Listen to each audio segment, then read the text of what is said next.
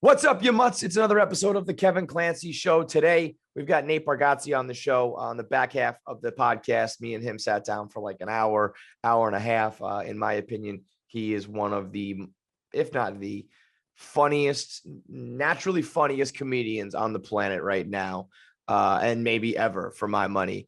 And so we did one of those deep dive, long form, sit down conversations that we do here on the Kevin Clancy Show. Also, I'm going to hit you with 10 topics, 10 minutes, the new 1 Minute Man spinoff, where you get all 10 topics in a minute or less. So you're caught up to speed on everything you need to know from the past week. Of course, there's the 1 Minute Man videos, but everything else that didn't make the cut, 1 minute or less. So you stay informed. But today we're kicking things off. You know what it is when you see that shirt. Ruth Kanda forever. The Derek Chauvin verdict was handed down yesterday, and so that led to an avalanche of absurdly bad tweets. And I'll be honest, I wasn't going to touch this topic at all, but two things happened. First off, I was like, you know what? Not my territory. I'm out of my depth. I learned my lesson last time when I tried to get into politics. It's like, no. This isn't politics. No one's out of their depth or in over their head when they're talking about this. You do not need to be well-versed on the justice system. You do not need to understand the ins and outs of police activity. This is as basic, black and white, no pun intended, as it comes. Straight up murder. And I'm very happy that Derek Chauvin got hit with all three charges. We'll see whether the sentencing is the maximum penalty and whether or not he serves those charges consecutively or concurrently. That would be bullshit if it was concurrent. Let that dude do 40, 20, and 10 or whatever those are. But in this case, like I wasn't gonna joke or make light of anything. But in this case, when that son of a bitch piece of shit is going to jail, I think we can point out some of the absurdity that goes down on social media. Had this verdict gone the other way, I wouldn't be talking about it in this manner at all. But this time we got it right, which was pleasantly surprising in my mind. I thought that he was going to at least get off on like a lesser charge, if not entirely, just because, in my lifetime, anytime I've seen this, it usually the police can bank on this is what police do. And when police fear for their lives, they're allowed to use force. So I think this was monumental in the sense that it actually showed a little bit of the changing of the guard and changing of the tides. What I thought was ridiculous was prior to the get over warning track power for the Mets. Son of a bitch. Watching the Mets here as I record, it would have been a fuck bomb for Pete Alonso. Anyway, every news outlet and everyone on social media was like, quick verdict. That was only 10 hours. Quick verdict always means guilty, except in the case of O.J. Simpson and Casey Anthony and George Zimmerman. Like, well, who's left then in the high profile cases? Quick verdict, quick deliberation, automatically guilty, except for all of the instances where it wasn't. So that was ridiculous. But then it came down. I think it was going to be one of those things where either way, I think people would have been like, oh, duh. Like in this case, I think everyone was like, yeah, we had the murder on tape. We watched the footage of it. This was a no-brainer. And had it gone the other direction, we would have been like, yeah, this is fucking, unfortunately, how things go. The police always get off. So either way, I think people were going to say no duh, but thankfully in this case, it went the right direction. So after the verdict came down, the tweets that started flying and the quotes that were out there were patently ridiculous. And this little speech. So here's what we do. Here's what we'll do. I'm going to give the bronze, silver, and gold Ruth Kanda forever, Derek Chauvin, George Floyd edition. Because if you're unfamiliar with the Ruth Kanda Forever Awards, Ruth Kanda Forever is a term that signals tone deaf, inappropriate, or completely fabricated and made up tweets and stories about things that are usually political or socioeconomic or whatever in nature. So Ruth Kanda Forever Derek Chauvin edition. We'll start off with the bronze medal.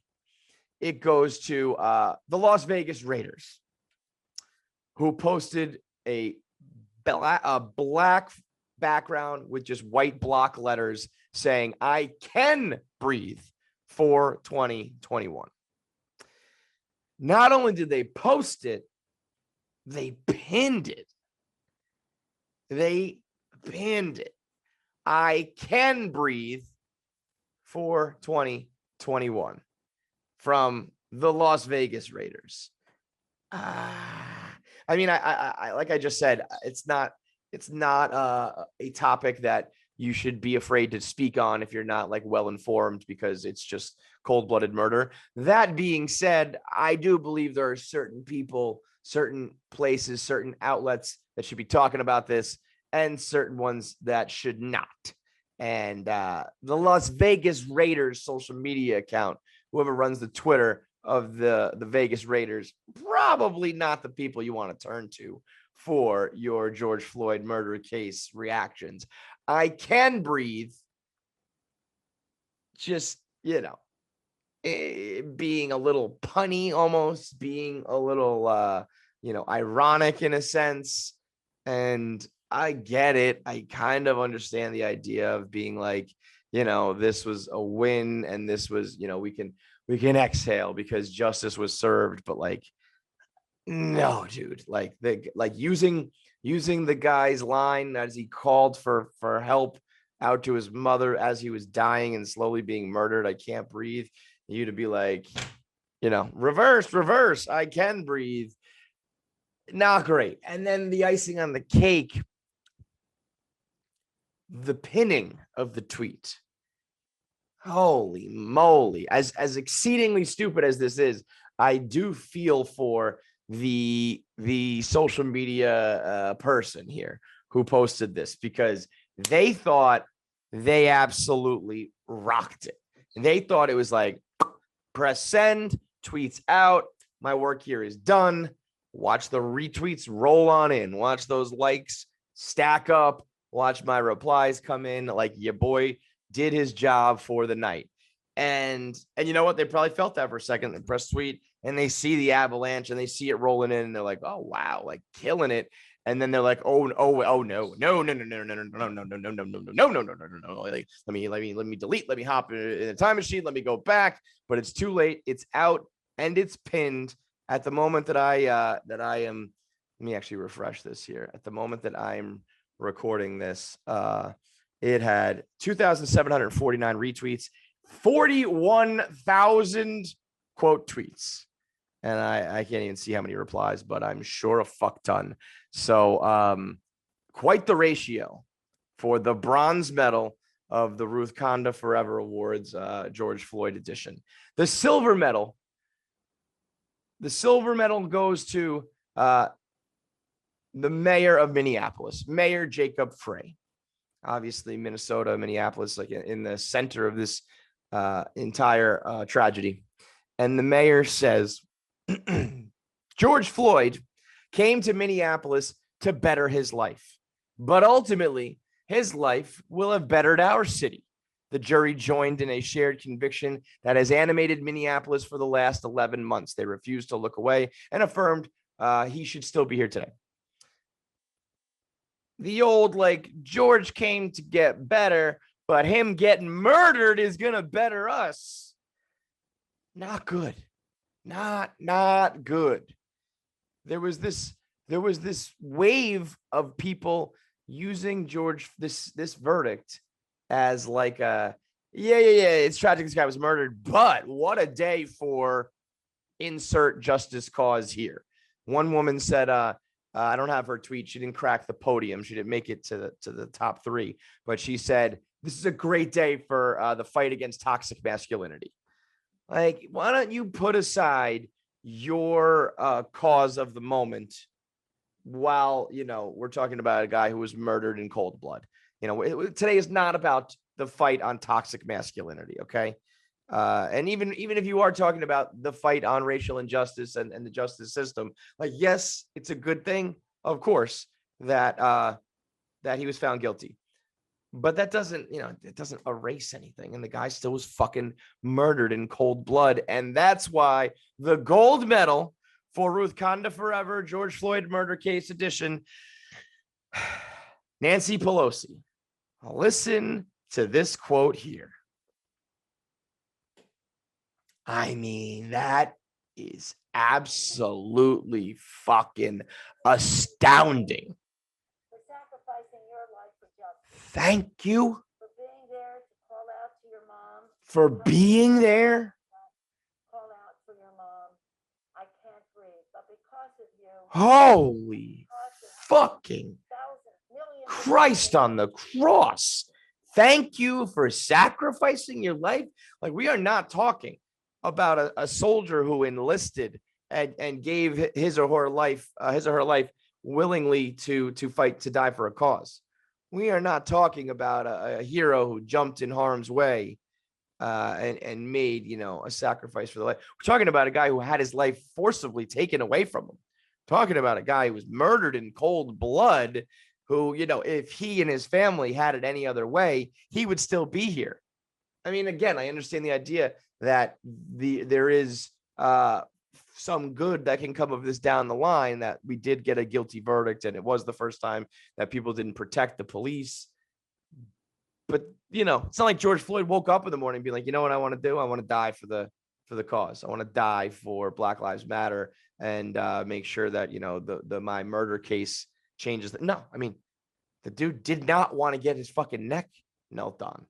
So Nancy, with the thank yous and because you were out here calling out to your mother while you were murdered, good things are like, how do you say that? How does she say that? How does a speechwriter allow that? How does the PR people allow it? How does the, C-SPAN producers put it on TV? I mean, there are just some people who are so fucking old, they should not be in office anymore, and they should not be allowed to speak. There are certain people who are so old they should not be allowed to speak, certainly not publicly. And there's a lot of fucking politicians who fall under that umbrella. It's insanity. Saw some report, I don't know whether I got to Snopes it and find out if it's real or not, but some DC pharmacist said, I am regularly prescribing Alzheimer's medication to known politicians here in the Capitol. I mean, and what's crazy is I believe it. It was just some headline I read, so don't hold me to it. It could easily be, fabricated, embellished, completely made up, whatever. But it's very easy to believe it. It's very easy to say, like, yeah, I don't doubt that for one fucking second. Whew. So, quite the performance from a lot of, and Tommy Lahren. I mean, Jesus Christ. I can't even call it Ruth Kanda because it's not, it didn't even come in the form of like, here's a overly emotional tweet where I took things a little too far or I sounded a little tone deaf. This is just blatant. I'll give it. So we have the bronze, silver, and gold, and then over here we'll have the Tommy Lahren, Ben Shapiro fight to the death, steel cage, no holds barred, hardcore match. Winner is the biggest asshole of the George Floyd verdict saga. These two dickheads.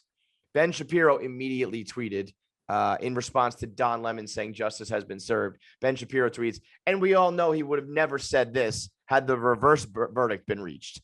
Yeah, I think Don Lemon, I think his reaction would have been a little bit different if the murderer had not been found guilty. Yeah, I think we can take that one to the bank, Ben. And again, I'm sure there's some listeners who are going to get pissed off at me for saying this.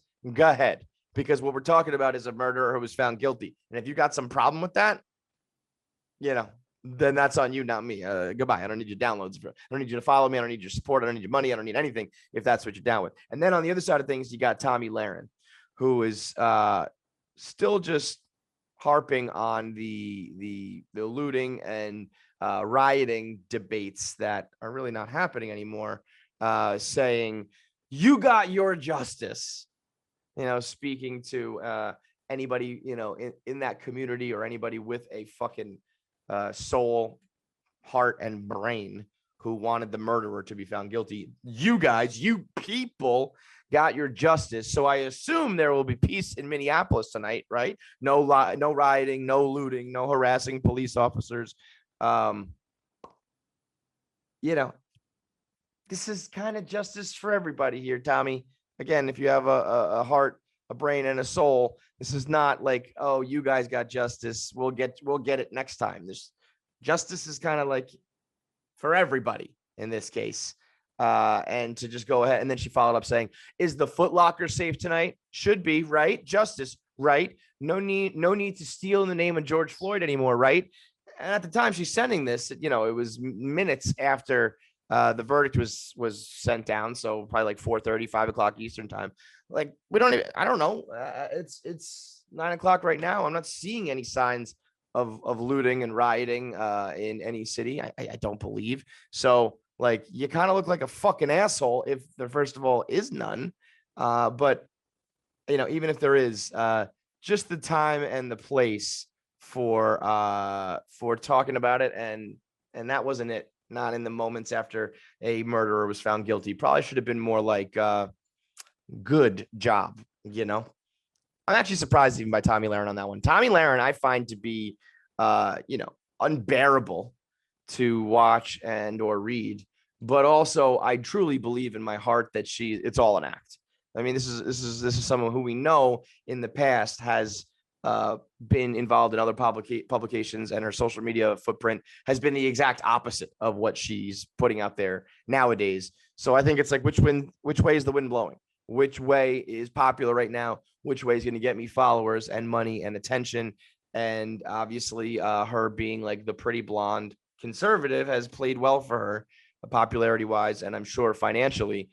And I think that it's like she's like an undercover cop who has like gone too deep. Like, we've lost her. She's gone. And like, good riddance. I don't want to make it sound like, that's an upsetting thing, but I don't believe that she like started out as like a shitty racist asshole, or I should say as a shitty asshole person saying racist things. I don't think that was like inherently who she was. I think that she just had that, you get entrenched in your media persona, and you fight these fights and you have these arguments to the point that I think you end up whipping yourself into a frenzy where you find out, look at these dumb, veiled racist asshole tweets that I'm sending. It's like, any way to get your attention, huh? Any way to get those tweets and that attention and that money, man.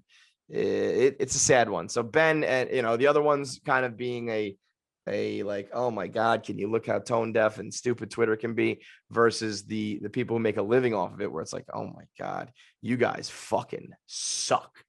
So that's it for Ruth Kanda. Shout out to RBG and Chadwick Boseman. Rest in peace, Ruth Kanda forever. Now let's get into 10 topics, 10 minutes, a 1 Minute Man production, where I hit you with the 10 topics of the past week that you got to know if you're going out to dinner, you're going to happy hour, you're hanging out with the boys, with the girls, you're going to be at an event where you got to be up to date and know what's going on. 10 topics, 1 minute each. So in 10 minutes, I'm going to hit you with everything you need to know. So 10 topics, 10 minutes total, everything in 1 minute or less. It's brought to you by Bare Bottom. I'm going to pop over here into the phone booth here, and I'm going to go Clark Kent into Superman on your asses, because I'm changing into my Bare Bottom long sleeve tee, which makes me feel like goddamn Superman. And honestly, you can see the blue shirt.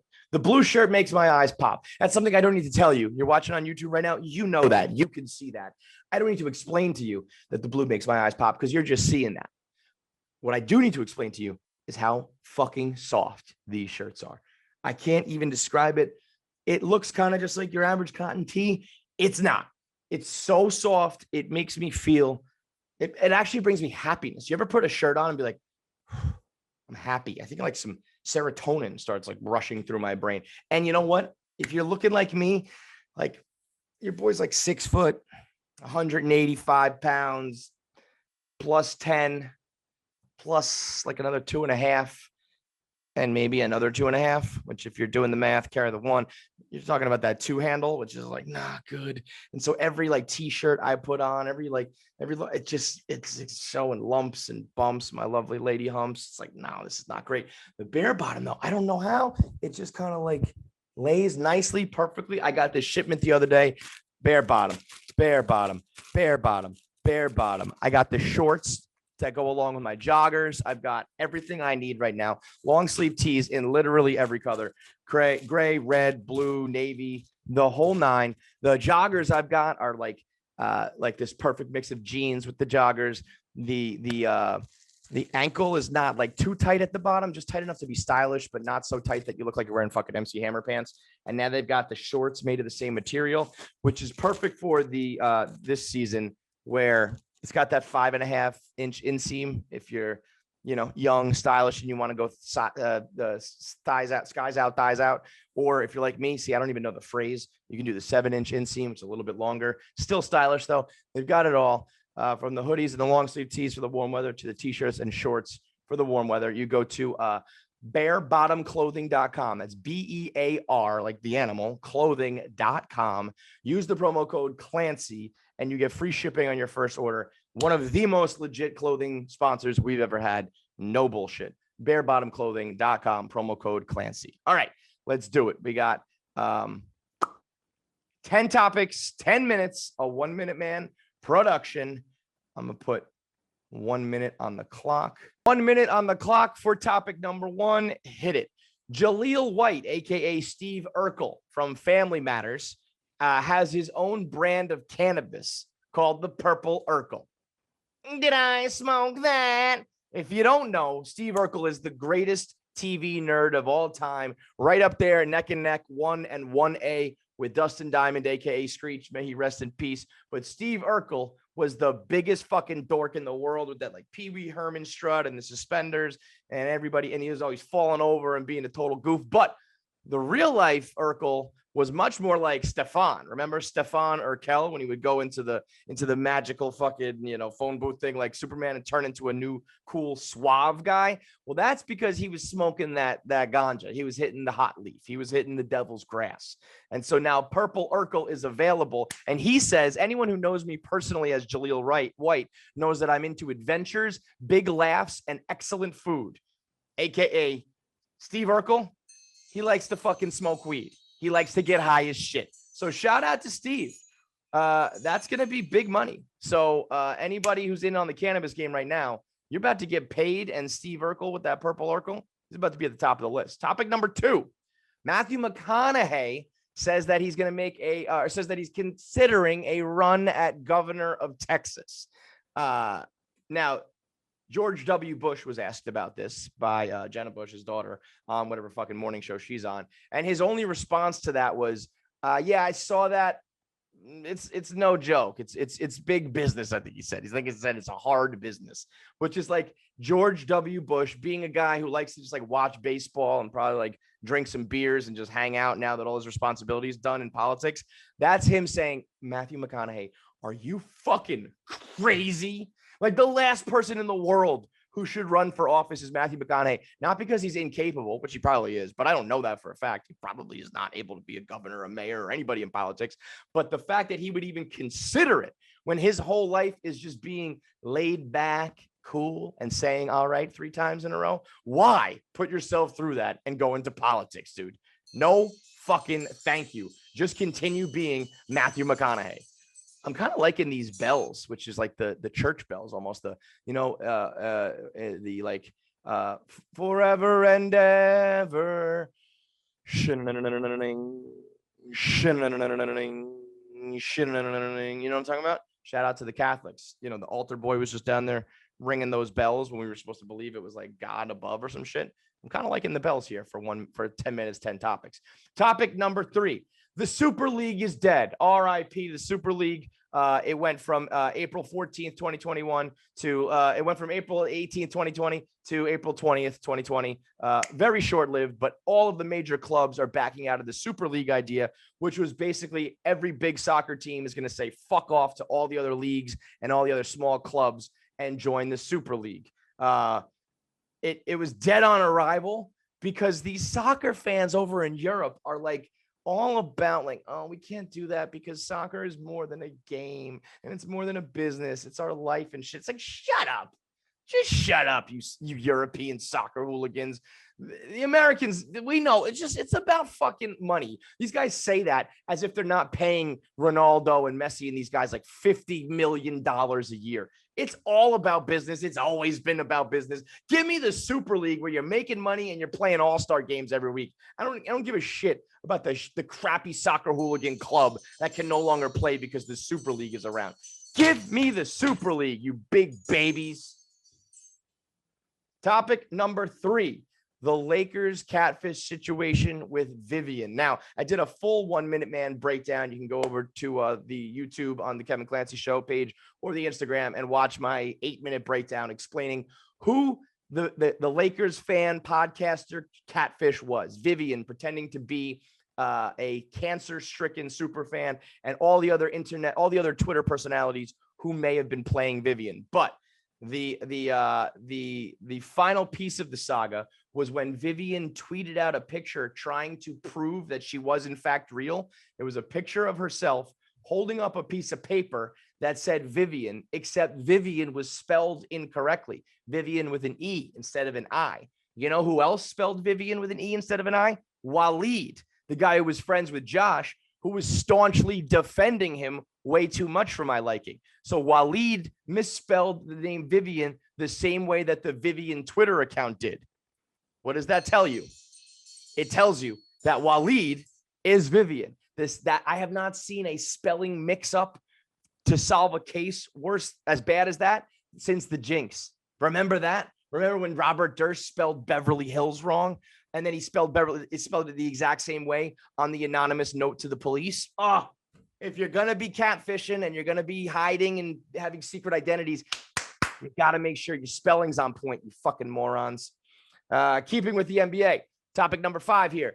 Kevin Durant went on $1 million worth of game and listed his top 5 favorite teammates, best teammates he ever played with. And he started off with James Harden, and he mentioned Steph Curry, and he rattled Klay Thompson, rattled off a couple more. And then 5th on the list was Serge Ibaka, to which my coworker, esteemed colleague, Wallow, was like, oh, word? Like, are you sure you want to say that? Meaning like, hey, dude, you didn't mention Russell Westbrook. You want a second chance?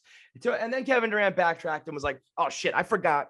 Actually, Russ would be 4th, knock back Klay, take Serge Ibaka off. I just totally forgot. And a lot of people were being like, yo, that's clickbait that you said that Kevin Durant like didn't list Russell Westbrook in his top teammates. He didn't. Wallow reminded him and he went back and he corrected it, but he didn't list him. Had Wallow not said that, Serge Ibaka would have been his 5th teammate and Russell Westbrook would have been nowhere to be found on that list. So we can play semantics with like, oh, he just forgot. And once he was reminded, he included him. But bottom line is initially off the rip, Kevin Durant did not say Russell Westbrook's name. I don't think that's clickbait. I don't think that's taking it out of context. He corrected himself, but he for sure forgot that Russell Westbrook was one of his best teammates. The Ben Askren, Jake Paul fight, the dust has settled, and now people are talking about Jake Paul's next opponent. We're talking about, maybe Dylan Dennis will come back into the mix, and Jake Paul wants McGregor. People are saying he's got to fight a real boxer next. The only way that he will be taken seriously if he fights a boxer next. Wrong. I got another option for you. Darrell from MTV, The Challenge. The only thing more legit than a true boxer in his prime or an MMA fighter, an MTV The Challenge member. A guy like Darrell, he was fucking crazy, man. Those guys have been throwing hands and physically fighting. Think about it. He's a reality TV star and entertainer who can fucking fight. That's actually the fairest matchup in the world for Jake Paul, because that's exactly what he is too. We don't need sanctioned boxers. We need reality stars who could fucking throw fists. And Jake Paul is proving he's best in the world at it. And many, many years ago, Darrell from The Challenge did just that.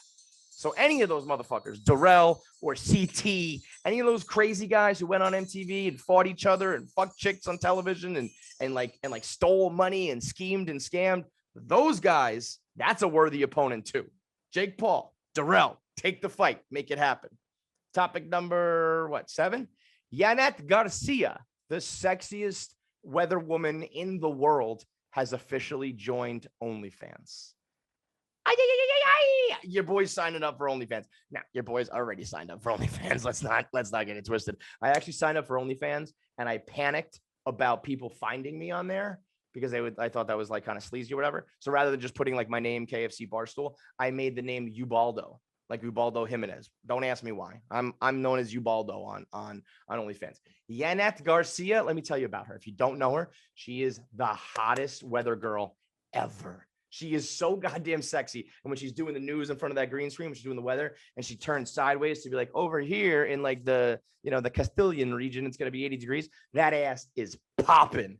I don't think your girl will be doing the weather much longer. I don't think she has much. Maybe she continues to do that as a hobby, but the amount of money that she's going to be making from OnlyFans is going to be staggering. And she deserves every penny because she is unbelievably sexy. To all the sexy weather girls out there, to all the sexy girls, period. You're going to be putting up scandalous photos on Instagram for free. You might as well do it for a little bit of cash, a lot of bit of cash on OnlyFans. And Yanet Garcia knows exactly that. Topic number 8. Colton Underwood, a former Bachelor contestant a couple seasons ago, has come out as gay. That was news early last week. So the oldest topic here on the list, the least surprising news of all time. If you didn't watch the show, if you did watch the show, you remember, and you should have already been on to this. This should not come as a surprise. If you didn't watch the show, Colton was a good-looking, in shape, former Division I football player who was a virgin. Now, sure. Could that be because of religious reasons? I guess. Could that be because he wanted to wait for marriage and find the right person? Sure.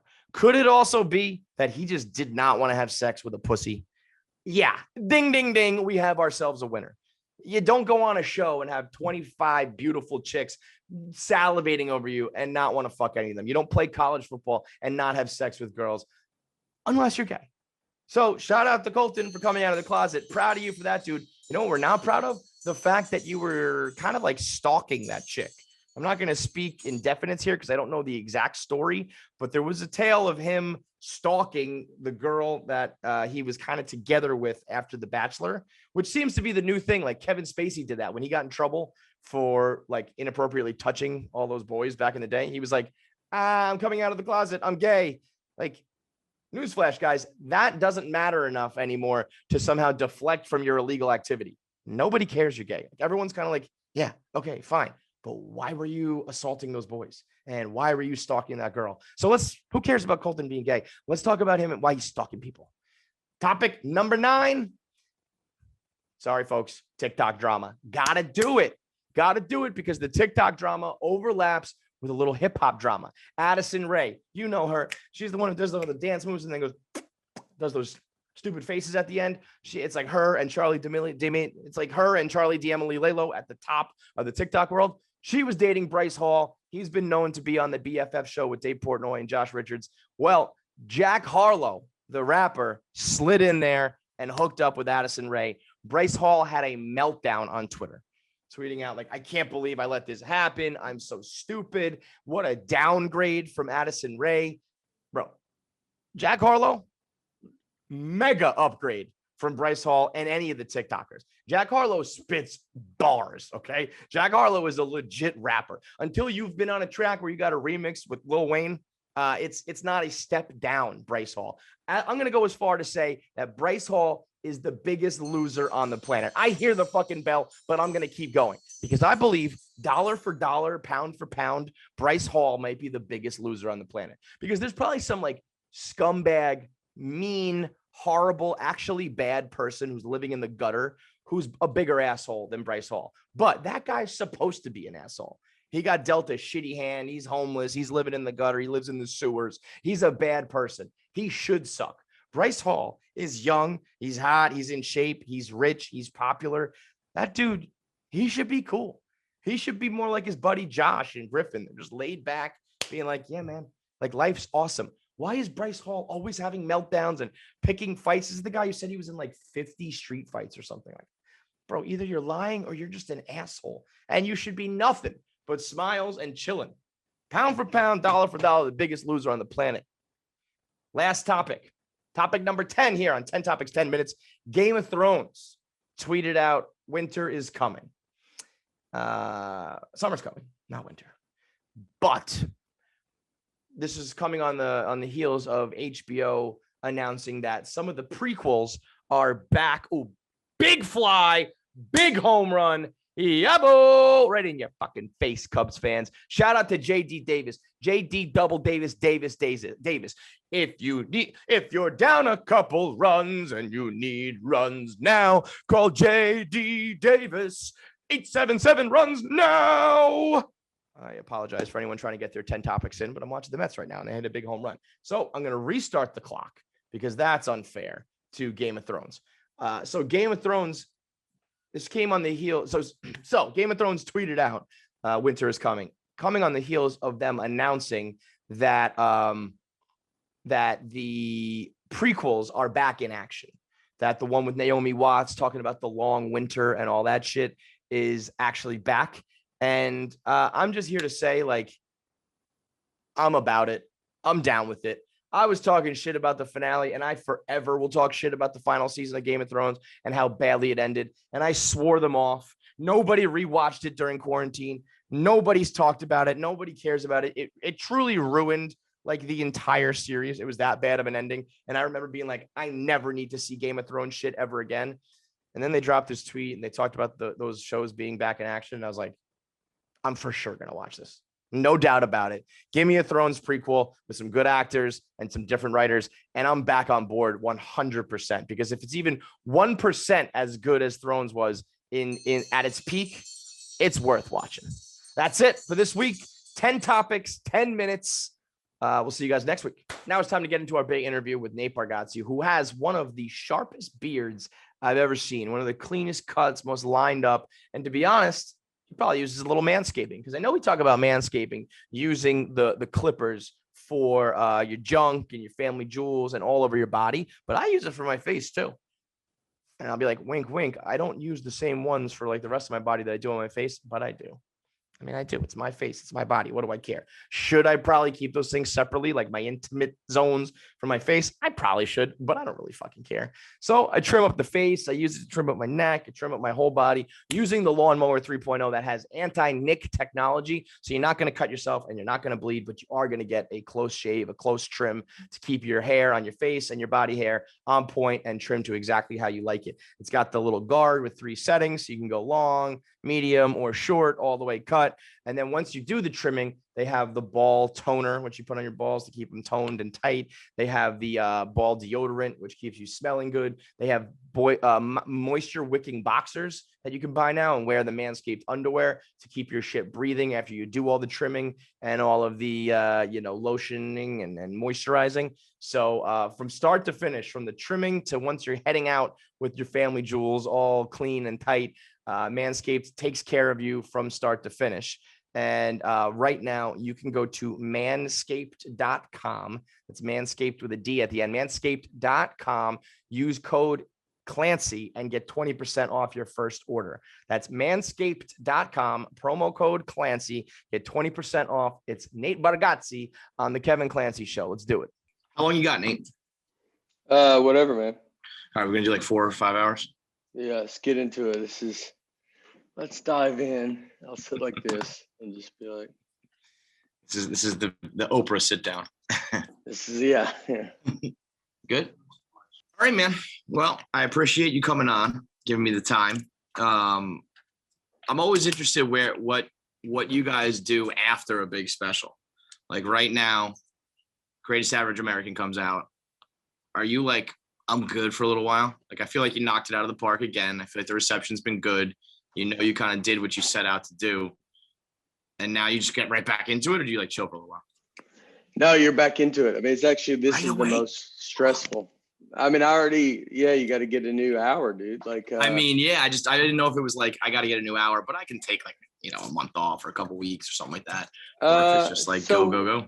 Well, we taped in October. So you got a little bit of like October 28th. So I'll have a little time. Like after that, maybe you're not, I don't know. I feel like once you tape it, you kind of feel relaxed a little bit before the special. Like once you're like, all right, I got this hour and it feels good. I mean, this was a little different just because of the circumstances. Yeah. But normally you would feel like, okay, kind of like leading up to it, you know, you're like, I got my hour. Yeah. So you're not searching for this hour. Once that hour is gone, it's the panic starts of just like, I mean, you got to create a new hour. Yeah. And you're just always like, dude, this is all how do you ever even come up with anything? Well, so I guess after you perform it and before it comes out is kind of the time where there's not too much stress, really. Like, yeah. Like, cause you feel good. I mean, you get stressed leading up to it, but normally you would be like, all right, you could be a couple months before you tape and you're like, this is a good hour. You're just kind of doing it and like, just, you know, and you're not like searching for something. You're not looking for a new joke or a new, you know, you're like, all right, I got this.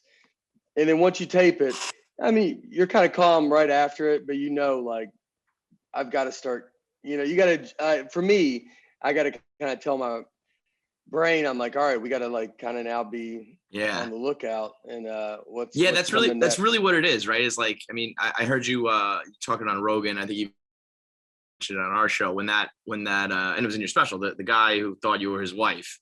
Like those things happen to you and you're like, this is the best thing that's ever happened to me. Like, you know, like I'm not a comic, but you know, being a storyteller and a podcaster, like when bad things happen to you, you don't want really bad things to happen to you. Yeah. You just want like kind of bad things to happen to you. And it's like, yes, I don't want, because if you have, you know, good shit happen, it's like, there's no story to tell. There's nothing funny there, but having weird, quirky stuff happen is like, well, my job is, you know, my work is 50% done now. Now I just got to like craft the joke around it.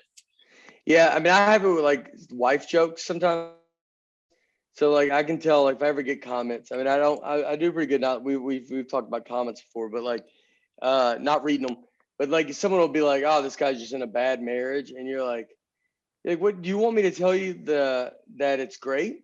Is that what you want to hear? That's not funny. Yeah. Do you want to hear that I've talked to my wife every day for 21 years on the phone, whether I was in Iraq or doing whatever, any troop shows, I've found a way to talk to her every day.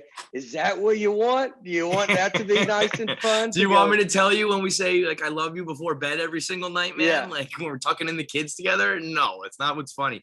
Yeah. I mean, that is interesting though. Cause like I'm on the other side of things where like my marriage did not last and things got bad. And part of it was that when I was podcasting, I was, you know, in my mind, at least I was always telling things that I thought were pretty general, you know, things that like, I was never picking out anything specific that only her and I were going through, or only she would say. They were, in my mind, you know, generic marriage type of things that everyone could relate to. And the reason why I worked on the podcast, I think, is because it was relatable. But she did not appreciate some of that stuff. So I do feel like you also need like a partner, and like your fans need to kind of understand it. Your partner needs to understand it, because there is, you know, a line there that I feel like you got to be like aware of. Yeah. I mean, you gotta like, I specifically do it even more so with my daughter. My wife's pretty good.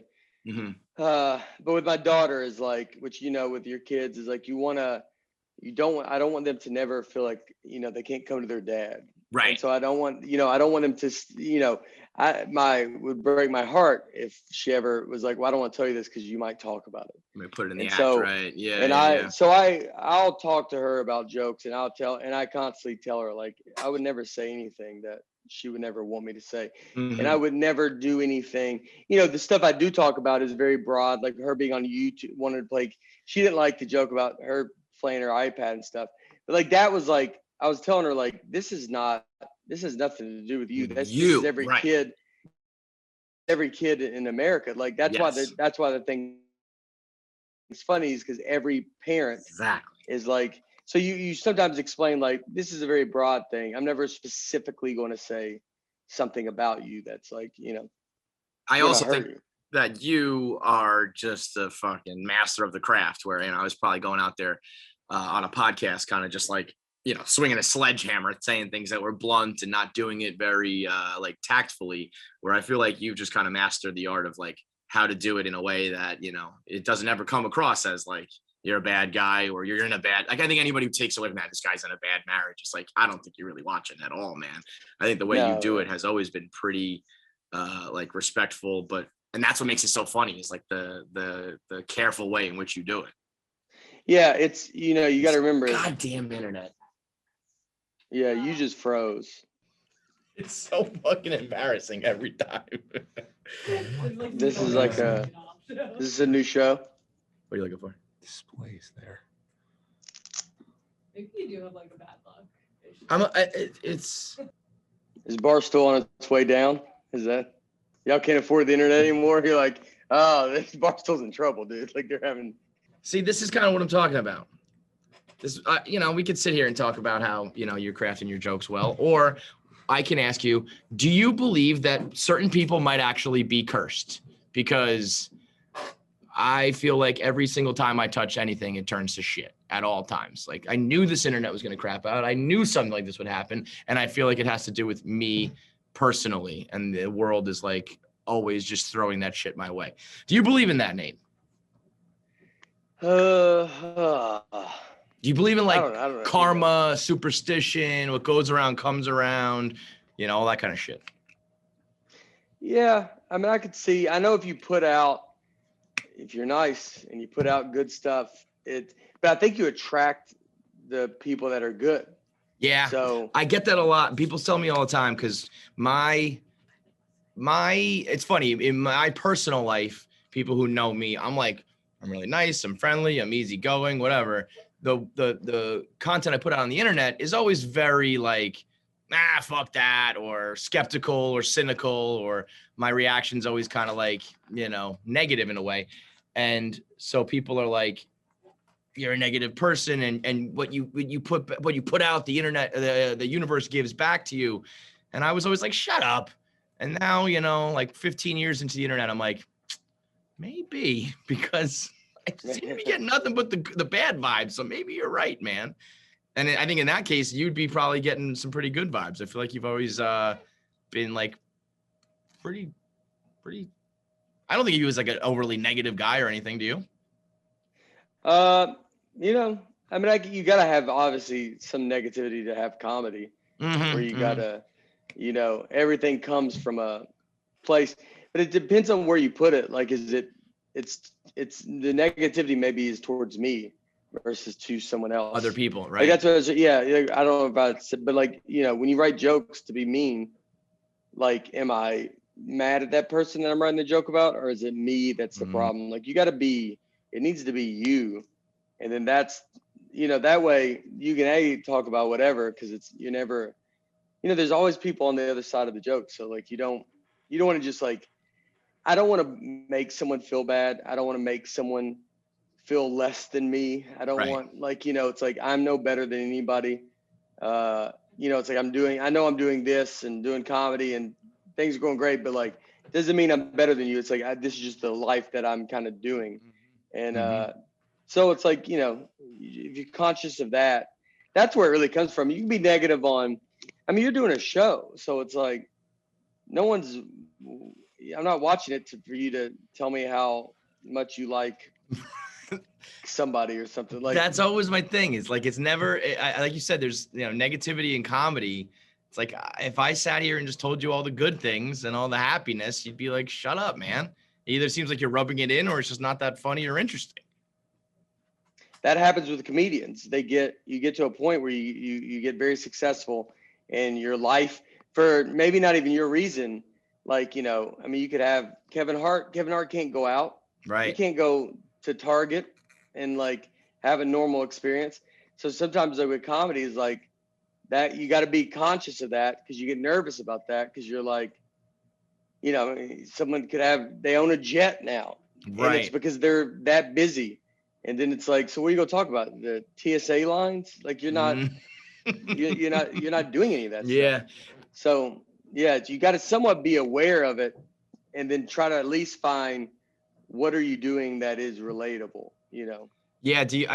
Is there a fear of getting too successful in that regard? It's almost like, I feel like same thing with like rap music, where it's like, come from the streets and you're a drug dealer. And then it's like, yeah, Jay-Z is worth, $1 billion, and he's sitting at home. Like, You know, there's not that material is gone, and can you come up with new material that actually is talking about, you know, your current life, so you're not being like phony? How much do you put into like being real versus being funny, or is it all kind of tied up in the same thing to you?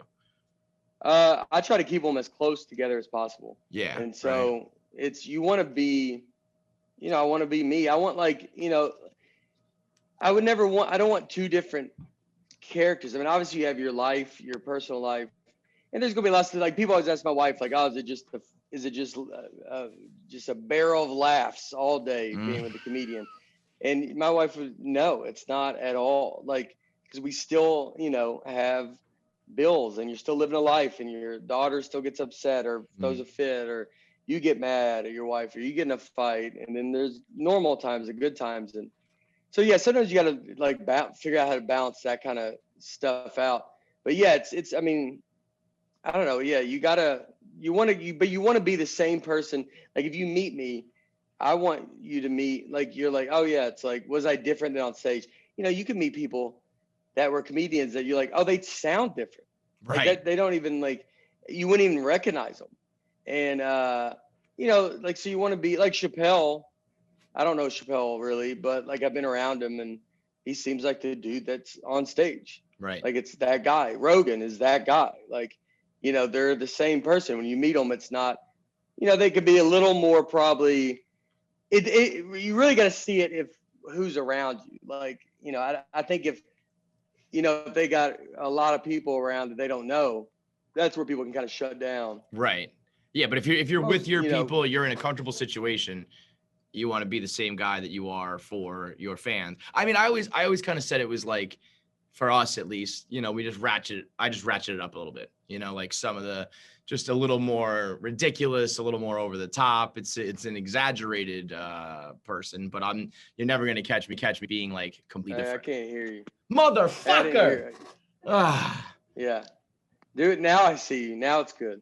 I was saying, for me, it's like it's like an exaggerated character where I just, like, I'm gonna be a little bit more, little louder, a little more obnoxious about it, whatever it is, but I'm never gonna give you a take that I, like, don't believe in just because it's like, well, that's the funnier joke. Yeah. Yes. Yeah, well, you can't sell it.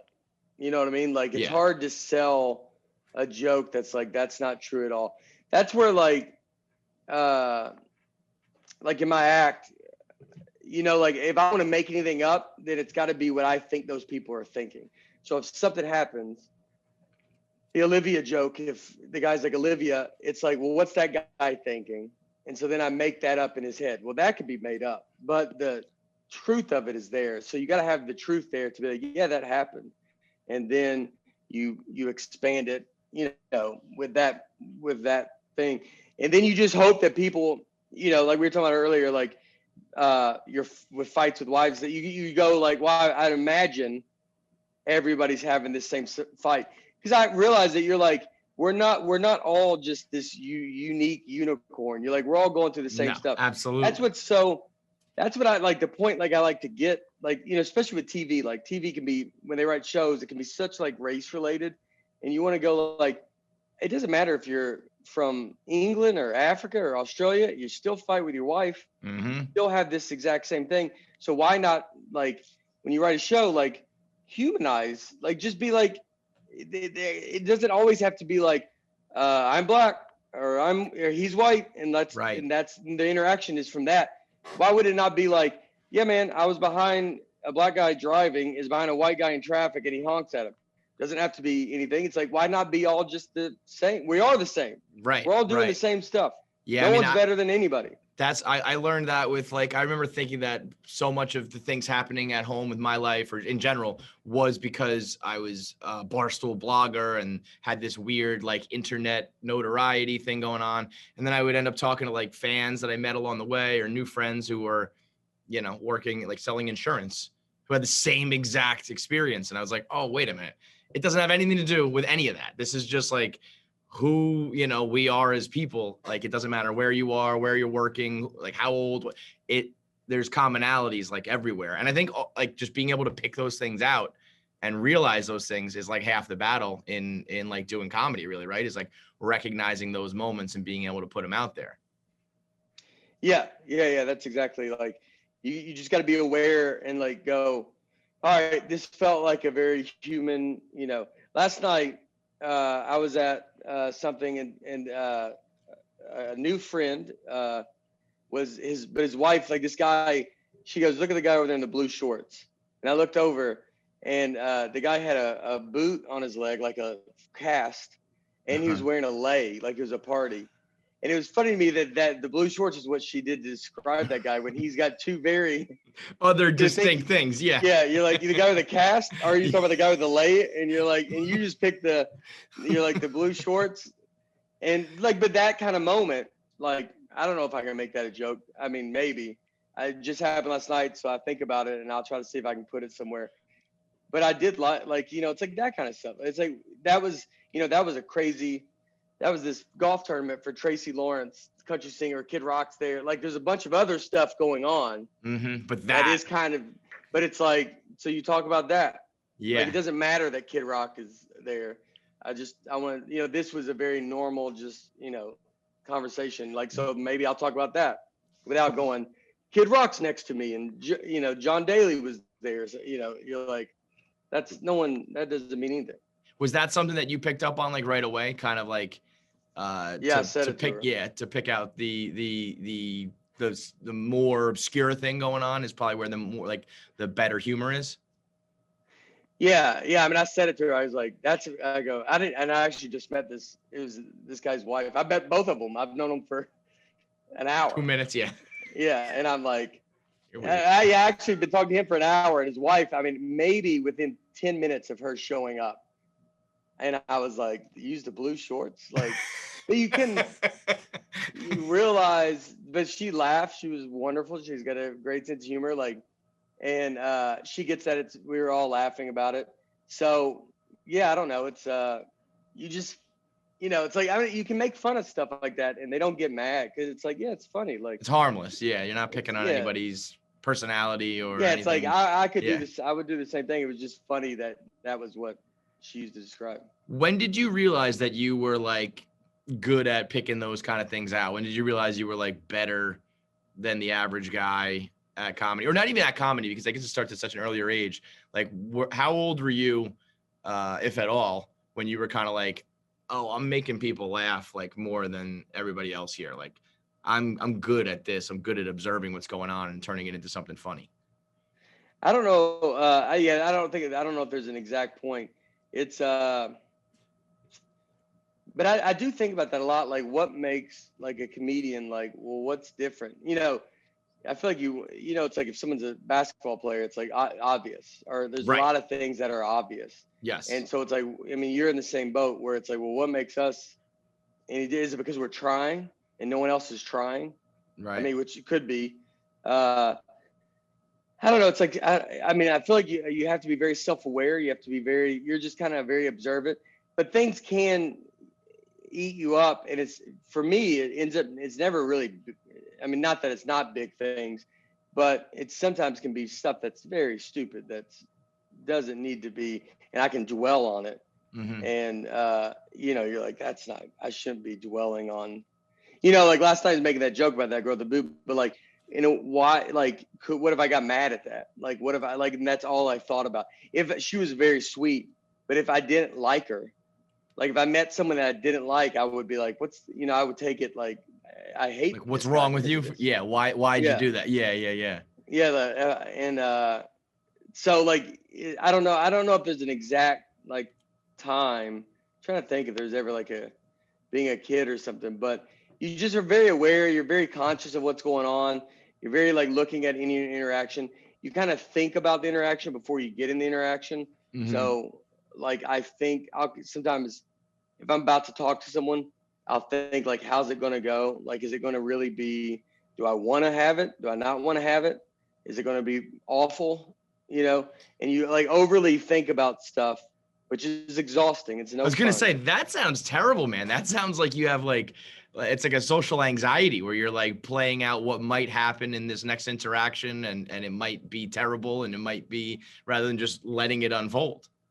Oh yeah. Yeah. It's no fun, dude. That does not sound fun at all. I'm actually surprised that like, I feel like you're more kind of like, the vibe you put off is more like, like it just, what happens. I wouldn't picture you thinking like, well, what if we don't get along? And what if I don't like this person? And I say this, and then I say that. I feel like you just usually go with the flow, but I guess not. No, I mean, I think like the southernness of me is there, but it doesn't, my brain's not there. Like, it's like you're interesting. I would say I don't know. Like, you overthink about a lot of stuff, man. Like there's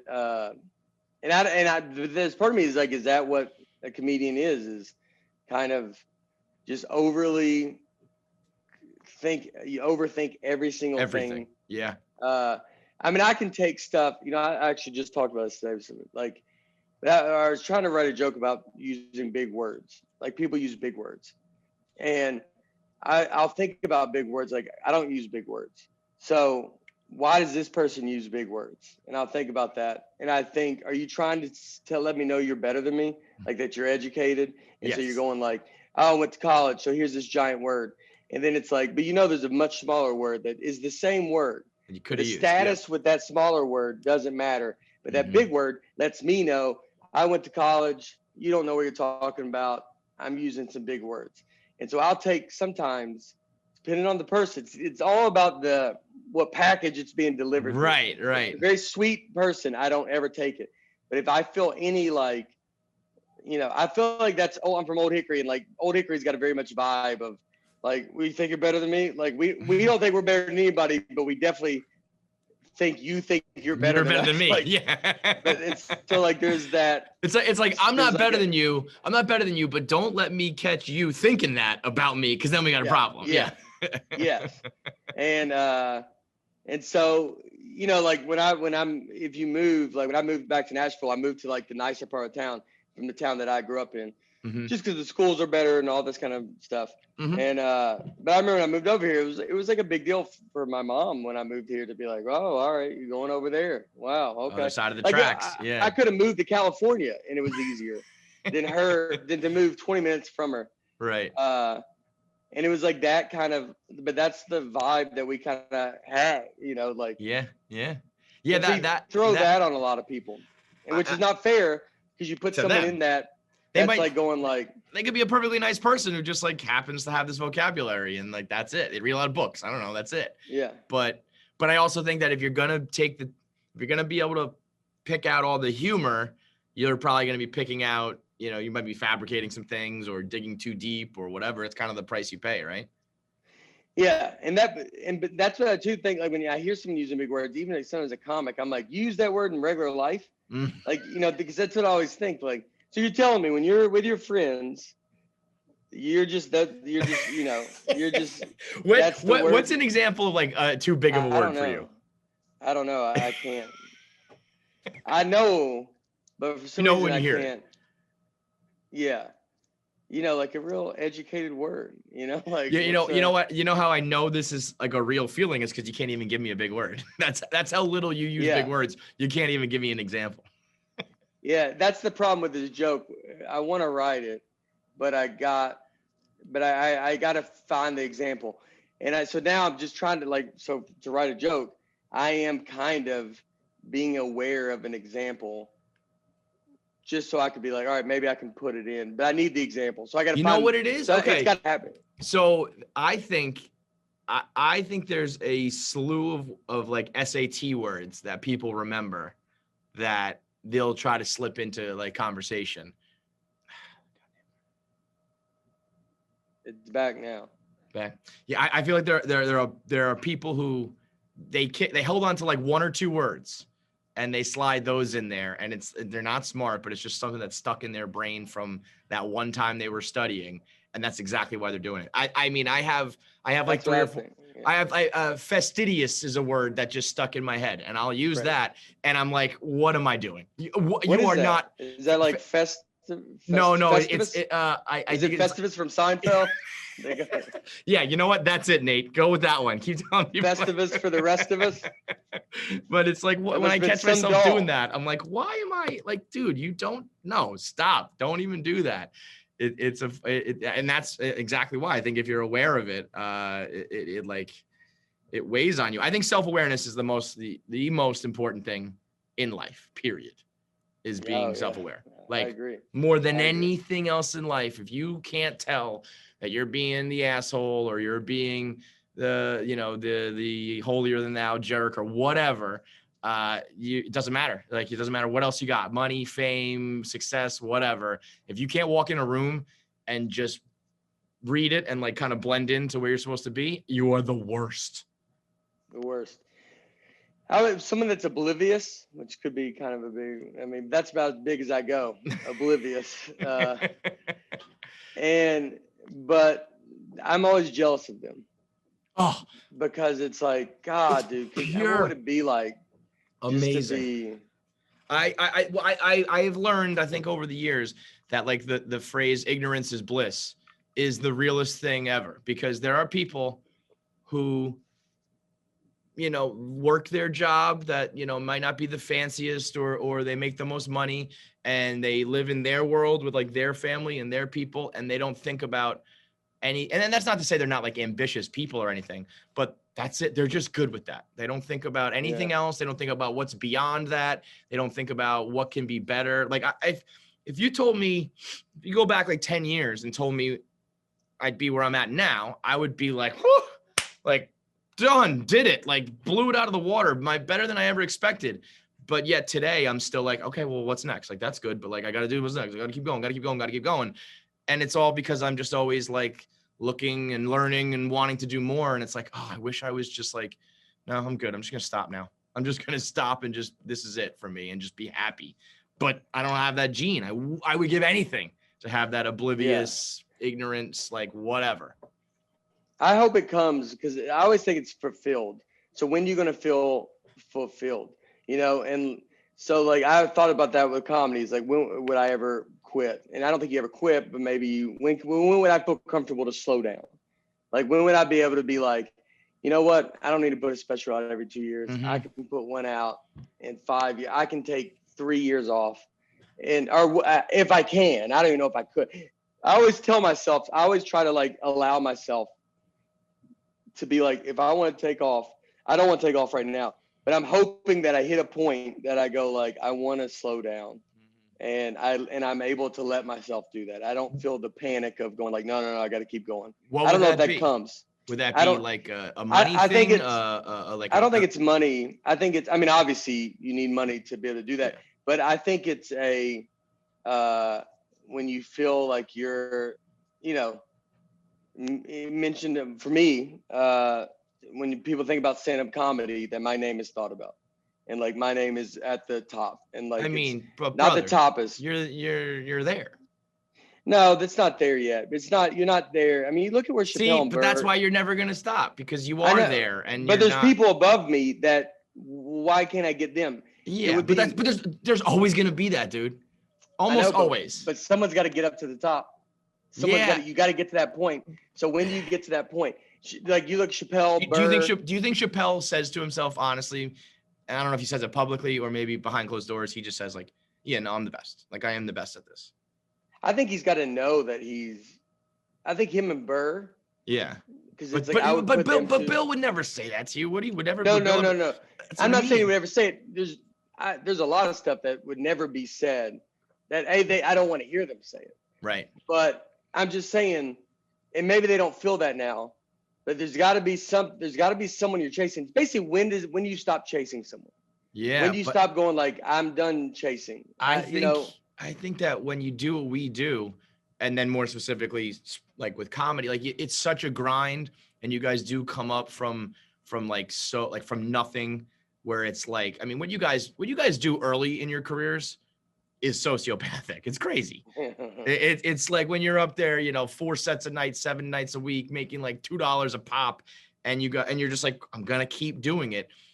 I think it puts something in you that's just like you're always gonna keep. Because let's say you get to a point where you can sell out like arenas everywhere you go. then that opens the door to like do movies and shit like that you're going to be like, all right, well now I do that. And like, I think it will always just keep growing and you'll always be interested in doing but more. that desire will be like, do I have that desire to do movies?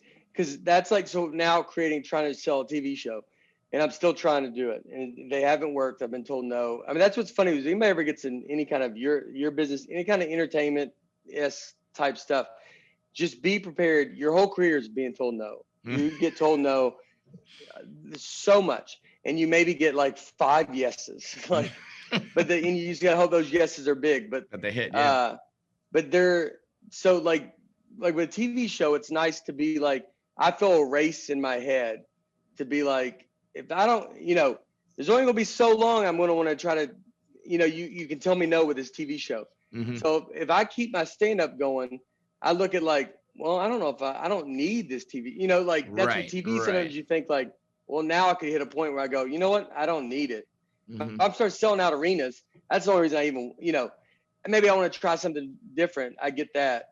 But there could be a point where you go, I'm not going to jump through a bunch of hoops. Why do I need to do it? I mean, I would like to sell at arenas. So if I can get to arenas, then it's like, there's a point. So like, look at like the podcast. You started the podcast relatively recently. I mean, I guess it's been a little while now, but in the grand scheme of things, not long. No, yeah, like, not even a year. So that was something like, did you want to do that? Did someone say like, you got to have a podcast? And like, did you feel like the desire to be like, all right, I want to make a podcast and go to like the top of the charts? Or because that's something you didn't have to do that, right? I mean, your specials are successful. You don't need to do it, but you did it for a reason. Yeah. I mean, ours, I did it. I don't think if COVID doesn't happen, I don't think I start. And because I was just here and I was home. What's funny is I do think it's helped my stand-up. I think it's helped me learn how to be funnier, like kind of a lot, and like, be funnier and just kind of off the cuff and like kind of work that muscle. So it's been good for that. We're in a good spot with our podcast. It's nothing crazy. We're not doing anything. It's not like insane, but it's, we got a lot of fans and a lot of like, a lot of people are listening to it. But I'm not going to be the biggest podcast. Probably. I actually kind of like it where it's at. It's like, middle ground. You're not going to get in trouble for anything. You don't have to worry about anything. You just do it and have a good time. Just your people are listening. Yes. And you're not just talking to a void. Yep. You're actually talking to your fans. Yep. And the people that get you. And like, I can't imagine there's anybody who you don't have haters for your podcast. There's no one like listening to your podcast trying to pick it apart and say what they don't like. Right. Do you get any of that? No, I mean, I got in trouble. The one thing I posted it, was this thing about college when I said about and then paying the college debt. And, but I was just saying, like, it's not like I'm against the students, but it's crazy to me to be like, these colleges, universities have so much money, they have billions of dollars, and they're like, well, everybody should have to pay off. I didn't go to college. Right. And I'm like, Harvard has $40 billion. Like, why don't you go pay everybody's colleges off? Like, what are you talking about? Like, just people that didn't go to college. And so it's not about the student, but then we posted a clip of that. It kind of took that part out of the context, which is very funny that I took my own self out of context. And so like, I can't complain about like, the media or something. Yeah, like, yeah. You clickbaited yourself. Yeah. Yeah. And so some people got mad but then it's like, then it calmed down. Everybody that listened to the whole episode obviously got it. Yeah. But it's like, that's the only thing that you get a little scared that you're going to ramble on to something that's like, like I kind of take a little pride in the fact that like, you can come listen to whatever I'm giving you. And it's like, not going to be heavy. I'm not trying to be political. I don't care if you vote, don't vote. Right. That's not what this is about. I don't like these platform stuff. I don't like people, taking pictures of their vaccines, like all like, it's like great. Like, it's like, there's none of that I want to give you. Cause it's like, I don't think that's what we're here to do. So I do try to consciously try to protect that, because it's like, it's like, you don't need me to do this stuff. Do you have thoughts on these matters that you are intentionally like, I'm not going to put this on the podcast, but if, you're at a I don't know, cocktail party, dinner party or something, and someone's discussing politics, are you going to have that discussion and just not do it publicly? Or you're just I'm out? I get after it, dude. Like, I can't imagine you being like, they ask me to leave. They're like, could you yeah. get this guy out of here? Like, no, it's just not your style, right? I do it with my close friends. I do enjoy that with when I get to talk to my friends and someone I can trust. And trust is big. Like there's a lot of people I don't trust, and especially in the entertainment industry, you just are like, yep. You're like, I don't know this guy. Like, so I do private, but I mean, I like to just be like, do whatever you want, man. Do whatever you want. Like, it's not my business. Your place. It's not my, I don't think I could ever be offended. I don't think I could ever, I'm not going to judge you. Have you ever been offended? End of question. Have you ever been offended? Period. No. Never, right? I think about that a lot. You can make me mad, or you can make me sad, or you can make other things, but offended, like, that's insane to me. Like, insane. It's like, because it takes a level of like, you think you're like, how dare you say that to me or do that to me? And if you don't ever think that you're like above somebody, you're never going to feel that.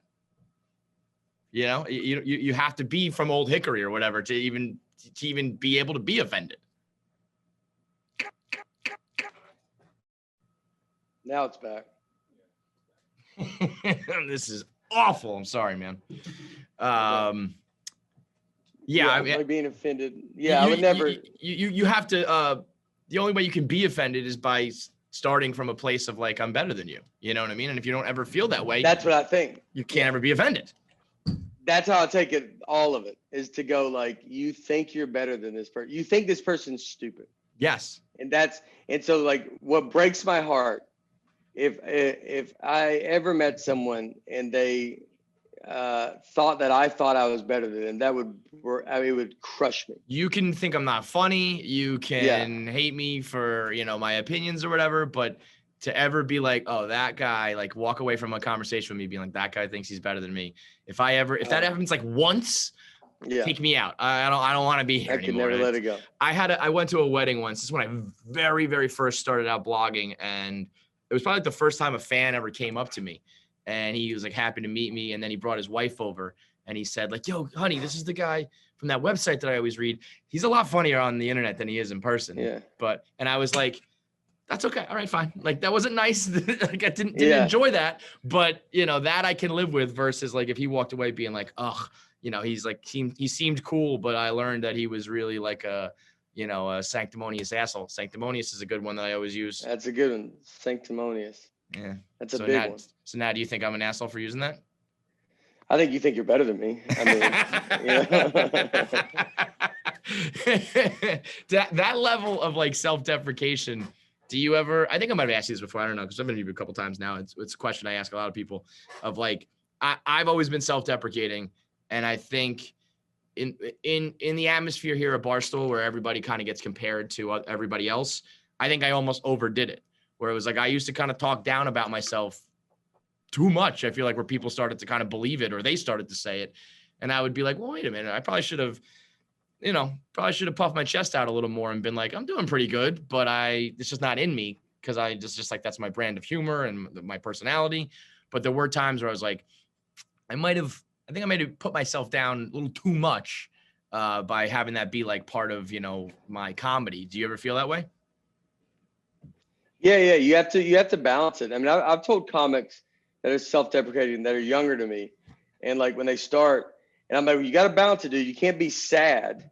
You can't have the audience be like, they think you're a loser and they feel bad for you, because that's no fun for them.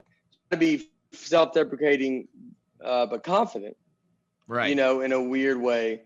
And so there has to be a balance, and you got to figure that balance out. I mean, that would be like when I had jokes about my wife early on, they would come off mean. And so you got to find a balance to be like, because at the beginning, when I don't know how to tell jokes, they're like, well, why are you married? And you're like, well, that's not the reaction that you should be feeling. Right. So then you do have to learn how to like, be like, well, I've got to show some love to her in a way. And some of it is make me the bad guy, or I'm the dumb guy, or, like this kind of thing. So yeah, you do got to have that. You do got to have that balance. Cause I mean, no one wants to if you're like if it's sad, you know, then it's like, all right, dude, It's not funny. It's it's depressing. like not funny, and it's depressing. Yeah. And you're like, I can't. You're like, I want, you know, you want them to be self-deprecating and be funny, and it's like, but you want them to be like, I'm you, man. Like that's, you know, that's what you want. You want the person to be like, either I'm you or you remind me of my friend. I get that a lot, and that's like my favorite. Like to be like, you're like my buddy that I grew up with. Like, that's what you want to be. Everybody's got a buddy. You want to be their buddy that you grew up with. The buddy that they like, that's like, this dude always made me laugh. I've never worried about him. Like, you know, it's like that kind of aspect to it. Do you ever, I feel like when you're on stage, it's almost like everybody knows these are jokes. Everybody knows sometimes maybe it's a little embellished, or like you said, you're making something up in your head, versus when you're on a podcast, I think people take you very seriously. Like, cause it's like, or at least when I'm just telling stories about my life. So people would be like, dude, you sound miserable. You sound like bad. And I'm like, well, this is kind of my version of on stage, you know, like I'm not really like being that serious here, but I think people tend to listen to podcasts and take it a little more seriously, or like, or they tend to believe everything a little more, like where it's like, I'm just kind of riffing here and shooting the shit. But the two different mediums, I think the audience takes you very differently. Yeah. Well, yeah, podcast. See, that's the podcast is like, they're hearing, I mean, it's like, it's your the way you think, and like all that. It's actually way more personal. Yeah. I mean, stand up, you want it to be personal, but podcasting is very personal because it can be a little bit off the cuff. And so like some stuff you can say some stuff, and you know, and so then it's someone listening to it, and they could be, you don't know how they're listening to it, complain, and they're like, this guy sounds sad. Versus if it's a rainy day and they're listening to you, they could be like, no, this I get it. So it's like, you got to be able to like do it where it, you know, it's a hard balance to do it, to be like, to come off of like, yo, dude, I'm just having fun. Like, we're just talking about it. Like, I'm railing on these things because it's like, I mean, if you write a TV show, it's all about conflict. All they say to you is, where's the conflict? And that's everything. It was so much. I remember writing a show, like one of them that didn't go in there. They'd always be like, well, what's the conflict? They'd always just say conflict. I was so angry at that word, to be like, you know, you want to, like, it was like in the middle, you're trying to do a family sitcom. You're like, what's the, you know, and they're like, but where's the conflict? I was like, his whole family has cancer. Is that enough for you? Like, you don't know, like, I'm just trying to make a show. Like, you're like, I mean, how much conflict can we get? Like, but there has to be something to make it.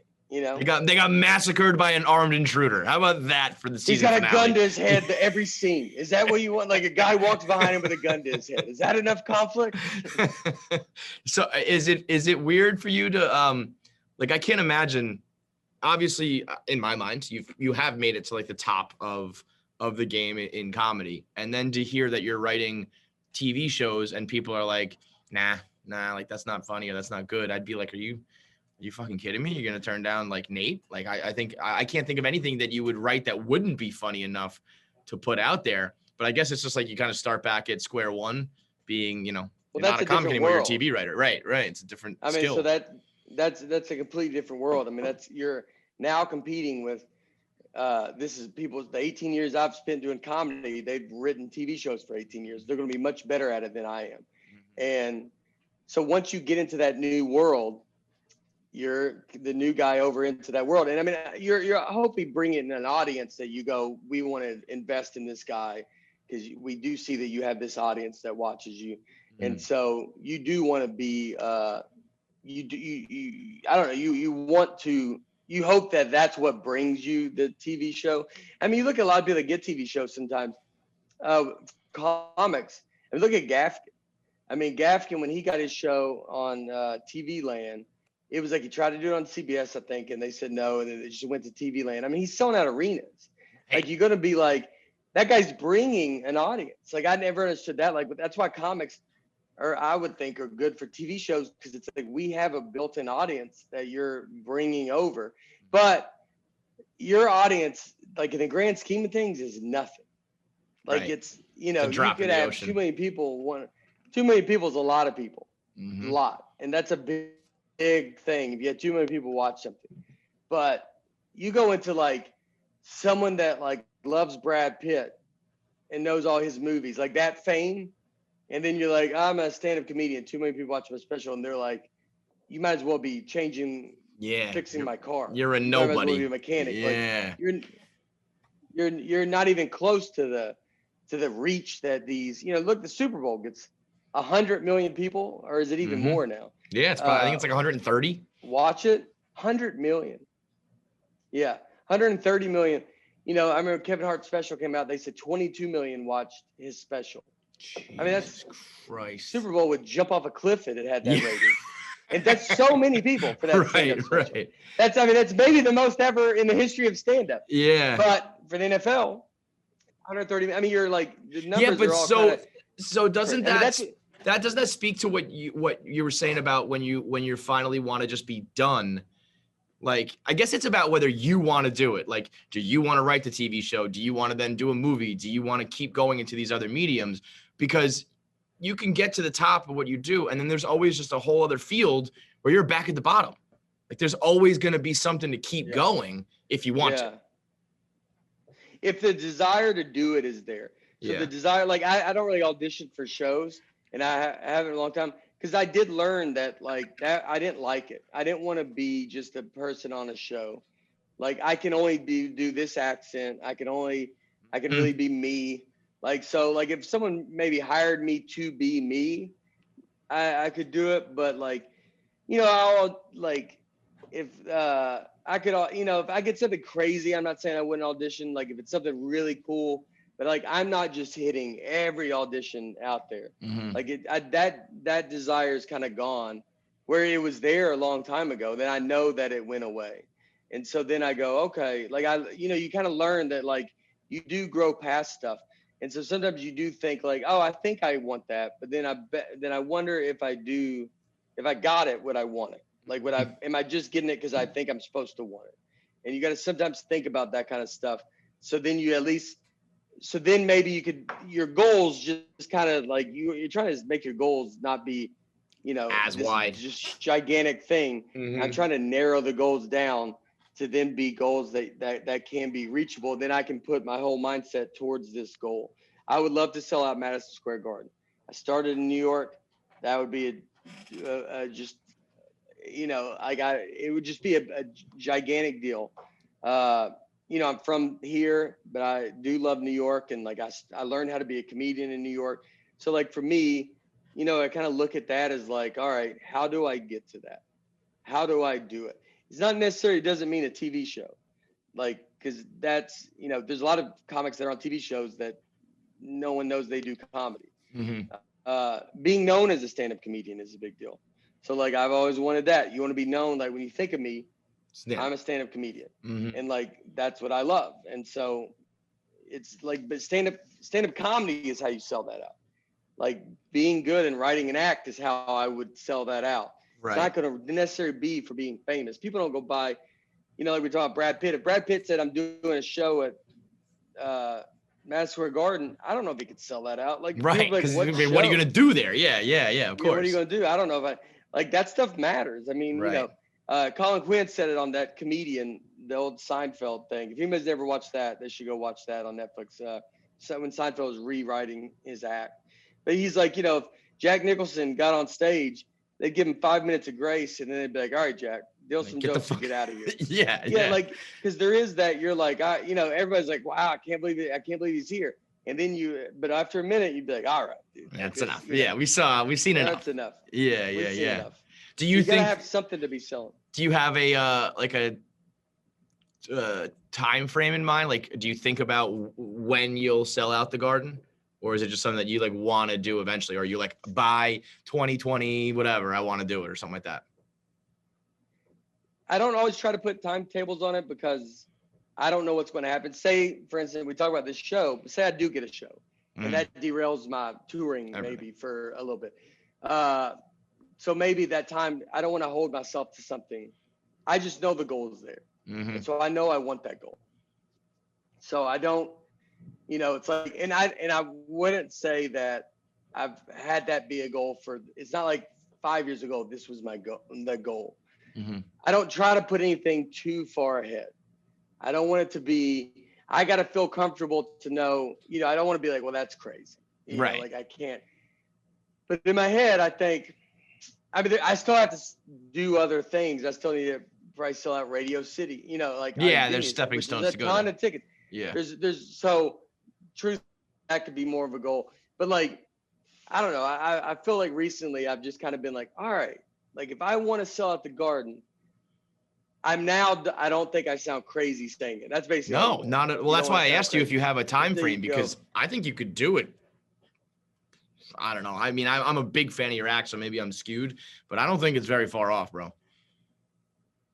Yeah, I don't. I mean, I hope not. But it's you know, it was almost like you just kind of, after this last special, which I was very happy with. I don't think it's, you know, it's like you're just getting compared to yourself. I don't know if it's as good as, I don't think it's as good as the Tennessee Kid. I think there was stuff in it that was really good, but it was a different scenario. And I mean, you're just, the way we did it, there was definitely bits and jokes in it that I thought were really, really good. And I've learned that to be like, you realize like, all right, this is kind of a journey. It's a bunch of specials that you're going to put out. You do want every special to be better than the last. It's almost impossible to do. The way people find you is always going to be usually people's favorite. They need to be good enough to be like, you're never losing people. And then people are like, man, they're like, they still love it.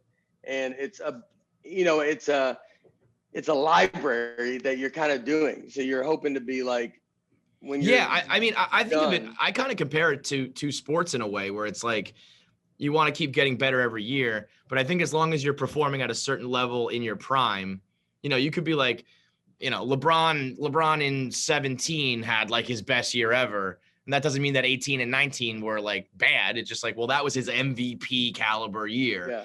But as long as you're staying like at above a certain threshold. So maybe the Tennessee Kid will forever be like your funniest special. But as long as from ages, you know, 30 to 40, whatever, you are at a level that's like, this was, you know, I was pleased with this level of comedy. I don't think you can ever I don't think it's possible to ever just keep getting funnier, because it's a, you know, subjective thing where it's like, it depends on what was happening in your life. Your life was funnier or crazier or more interesting at the time you did that last special. It's going to be better comedy. Yeah. You're always striving to be better, but you got to look at it as like, as long as people are just like really, really laughing and they're having a good time, it's like, it's a library. I like sports analogies too, because it's like, if you're a LeBron fan, you've never bailed on him. He hasn't won every year. Right. And then you're like, but you're still like there with the same passion that you have at the beginning. And so it's like, and when you look back at it, I mean, it's in the moment, it's easy to look at this special and be like, I don't know if it's as good as that last one. But I do think it was great. And I thought it was very unique. And I honestly, this one, I might remember more than I remember any other one, just because of how kind of unique it was. And so but it is like, I look at everything as being like, as long as I can kind of keep this consistent, there's no drop off. You know what? You just can't have like the Tiger Woods. You can't just have these like, you know, fall off a cliff, disappear where you have to make like a comeback. You just got to keep it steady enough and then have, you know, ups and downs within that prime. Yeah. Never put too much pressure on. I do that with jokes. I never try to be too far away from a laugh, because I don't want to ever put too much pressure on one laugh. Really? Interesting. The farther you get away from a laugh, like the goal is to kind of have you like even just like chuckling a little bit throughout all of it. And then the last thing is bigger, but it's like builds up to it. If I make you quiet for 2 minutes, the whole time you're like, well, there's going to be when's the laugh? When's the laugh? Yeah. And so like, why I don't ever, I'll never be able to live up to that probably. Unless now, if I had something that I could, then I would, because that's a good, I mean, I've had some jokes where I've told some stories and maybe it is quiet leading up because I know I'm about to have a minute of just everything's funny. Yeah. So I'm setting you up here to pay off here. But overall, the general rule for me is I'm trying to kind of keep you going along. That's why I can never do stand-up comedy. That idea where it's like, you know, you got to make someone laugh every 30 seconds or whatever. I'm like, that to me is pressure. That's more pressure, I think, in my mind, than telling like a good story that has a good like punchline at the end. The idea of just like keep them laughing all the time. That's why we try to do live podcasts. And to me, when we podcast, we're just having a conversation. So it's not like laugh out loud. Sometimes it is, but for large swaths of time, it's really not. And I'm like, oh my God, they're they paid money for this. This is terrible. They're not enjoying it. We got to get out of here. Like, let me do something stupid. Let me say something, let me say something hacky just to like get a laugh. And it's like, oh, I don't know how you guys do this shit. It is so impossible. Yeah. It's just what you do. So it is tough. But it's, the laughs don't got to be much. You're just a little bit interesting, something just to like kind of keeps rolling. You just want to keep them. But it's that panic is where it comes from. And it's an act. Now going off the cuff, it's kind of impossible to do. And like we just did a live podcast.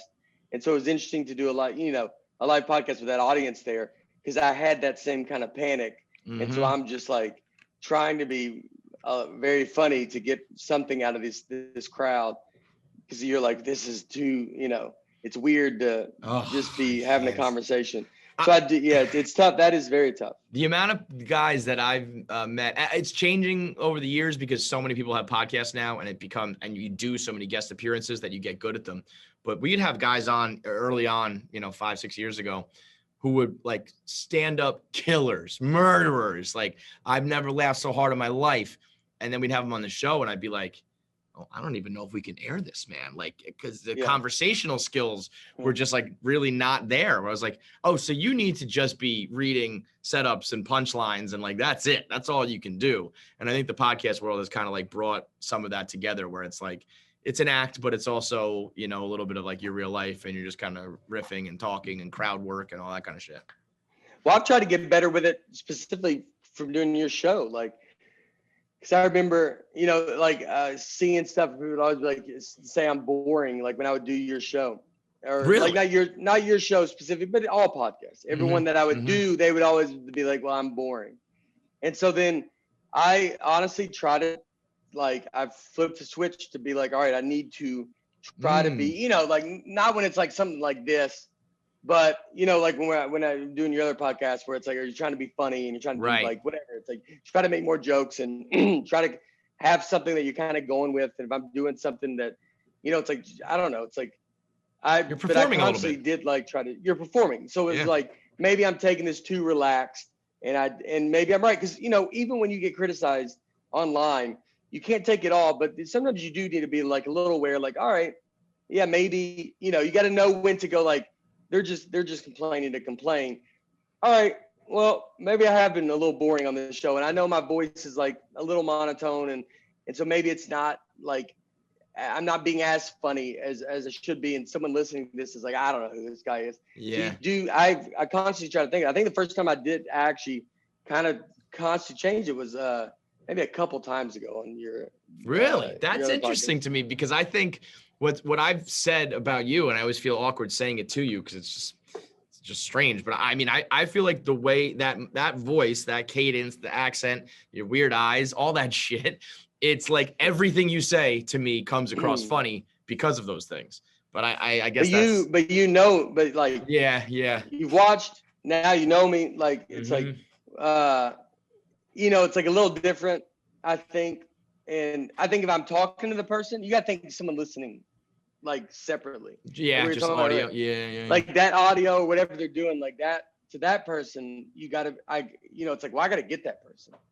I don't necessarily need to get you. Am I like grasping you with it? Yeah, you already got me. Yeah. I got to get that person. Like I get the person that doesn't know me, like that's going like, this guy seems boring. Like who cares? Like I think of like for every comic or blogger or entertainer or whatever, almost everybody I have the one moment that I was like, I'm down with this person, like I remember you were the first person I interviewed because you did like a stand-up set on being skinny fat. And I was just like, well, totally that resonates with me. Like I understand everything he's saying. And so like, I'm in. I remember reading a blog from Portnoy that was like, he had a line in there that resonated exactly with me. And if you, when you have that one moment that like grasps that person, to me, That's all it takes. I'm in for life. You know what I mean? Like maybe the rest of your stuff isn't all that funny, but if you have one moment that really like resonates with me, I'll ride with you forever. So I guess if you think of these appearances as like my chance to have like one joke or one, comment that grabs them, you kind of are always performing, even when it's just like shooting the shit on a podcast. Yeah. Well, you want to be a good time. You want the person to want to see you. I remember listening, watching Tonight shows. And if Brian Regan was on, he was on Letterman. If Brian Regan was on Letterman, then you're like, we got to go home and watch Brian. He's on Letterman tonight. Mm-hmm. Like, Appointment I love TV. that. Like, that's what I like. It was like, you love this comic. So like when I do the Tonight Show or something, he's like, you want to be that. You want to be that everybody. Norm Macdonald's going. If he's on Conan, if he's on anything, you're going, we got to watch Norm Macdonald on all these things. And if he's a guest on something, you got to be like, all right, we got to listen to that. It's going to be great. Like everybody has these things. So you want to be that.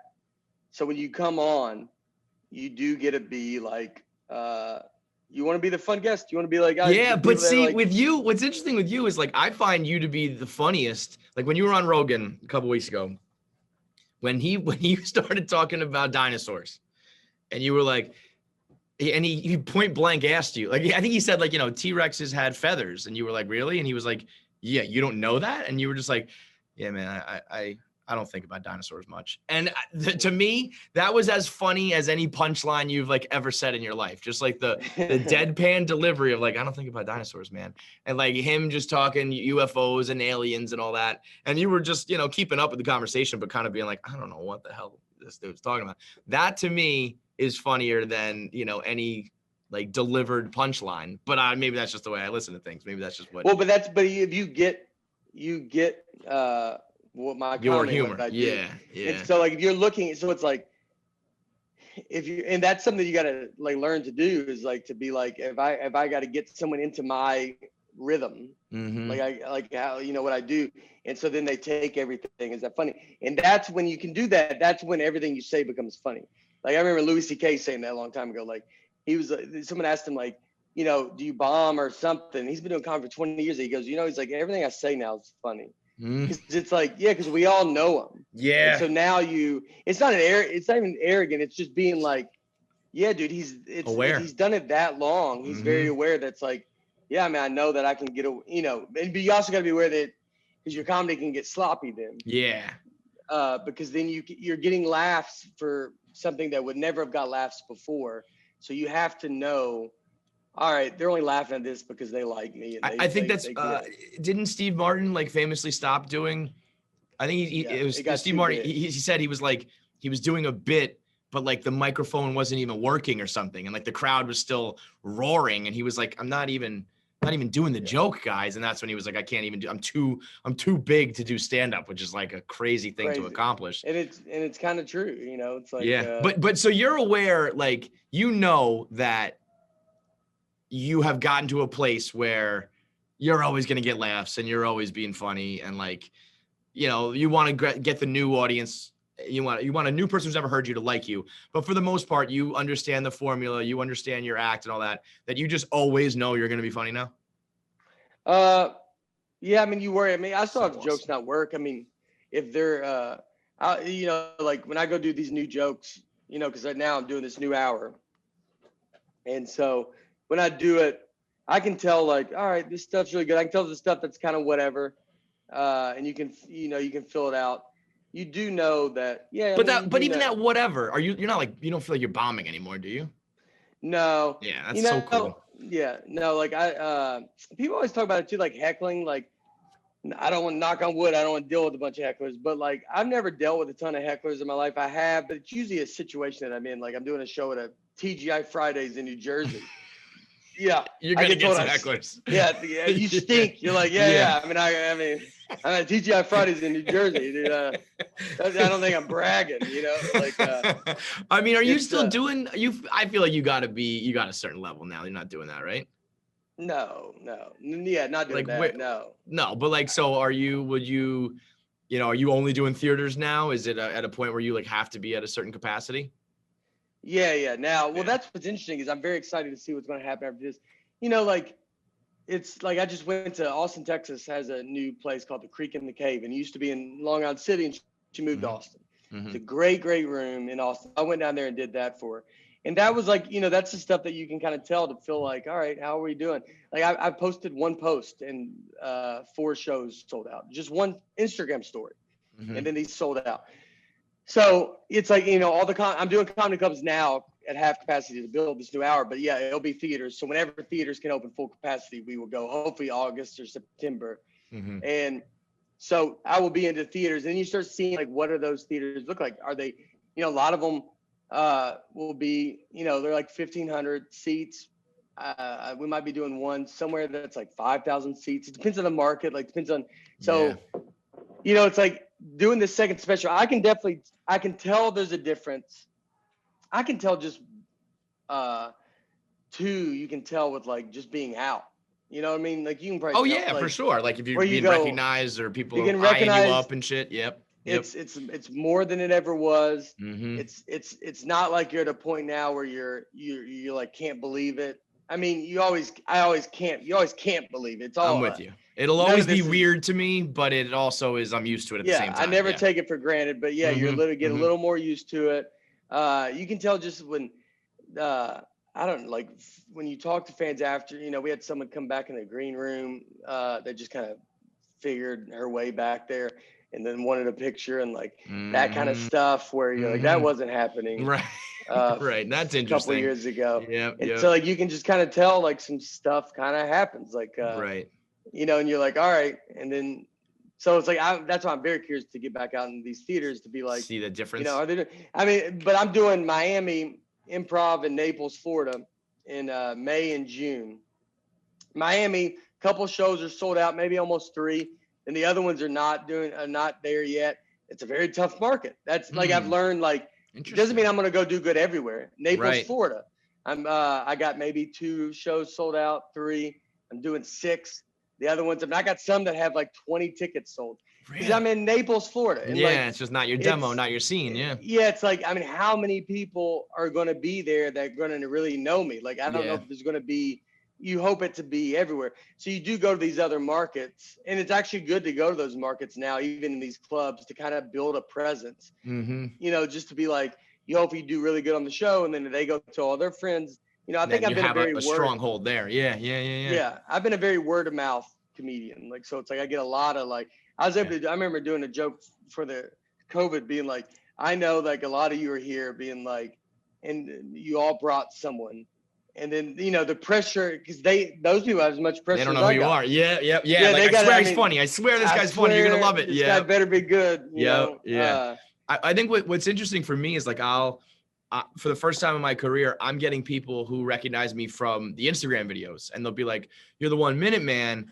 And that's it. And I'm like, they don't know that I used to like write for fucking hours a day and then do podcasts for hours a day. Like they think I just do these like 2-minute videos, and I'm cool. I mean, it's a good thing. They're recognizing me for something, but it's funny when you all of a sudden get recognized for something entirely different, or like, what's interesting with you? I feel like you kind of flipped. I remember because you look so different from like your early days, your hair, your style, whatever.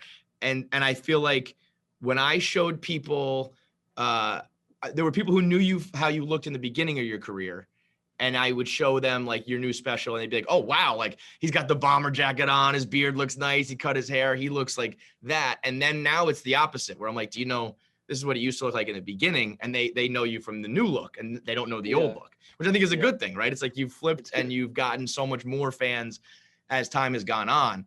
But I feel like that glow up, man, you look entirely different.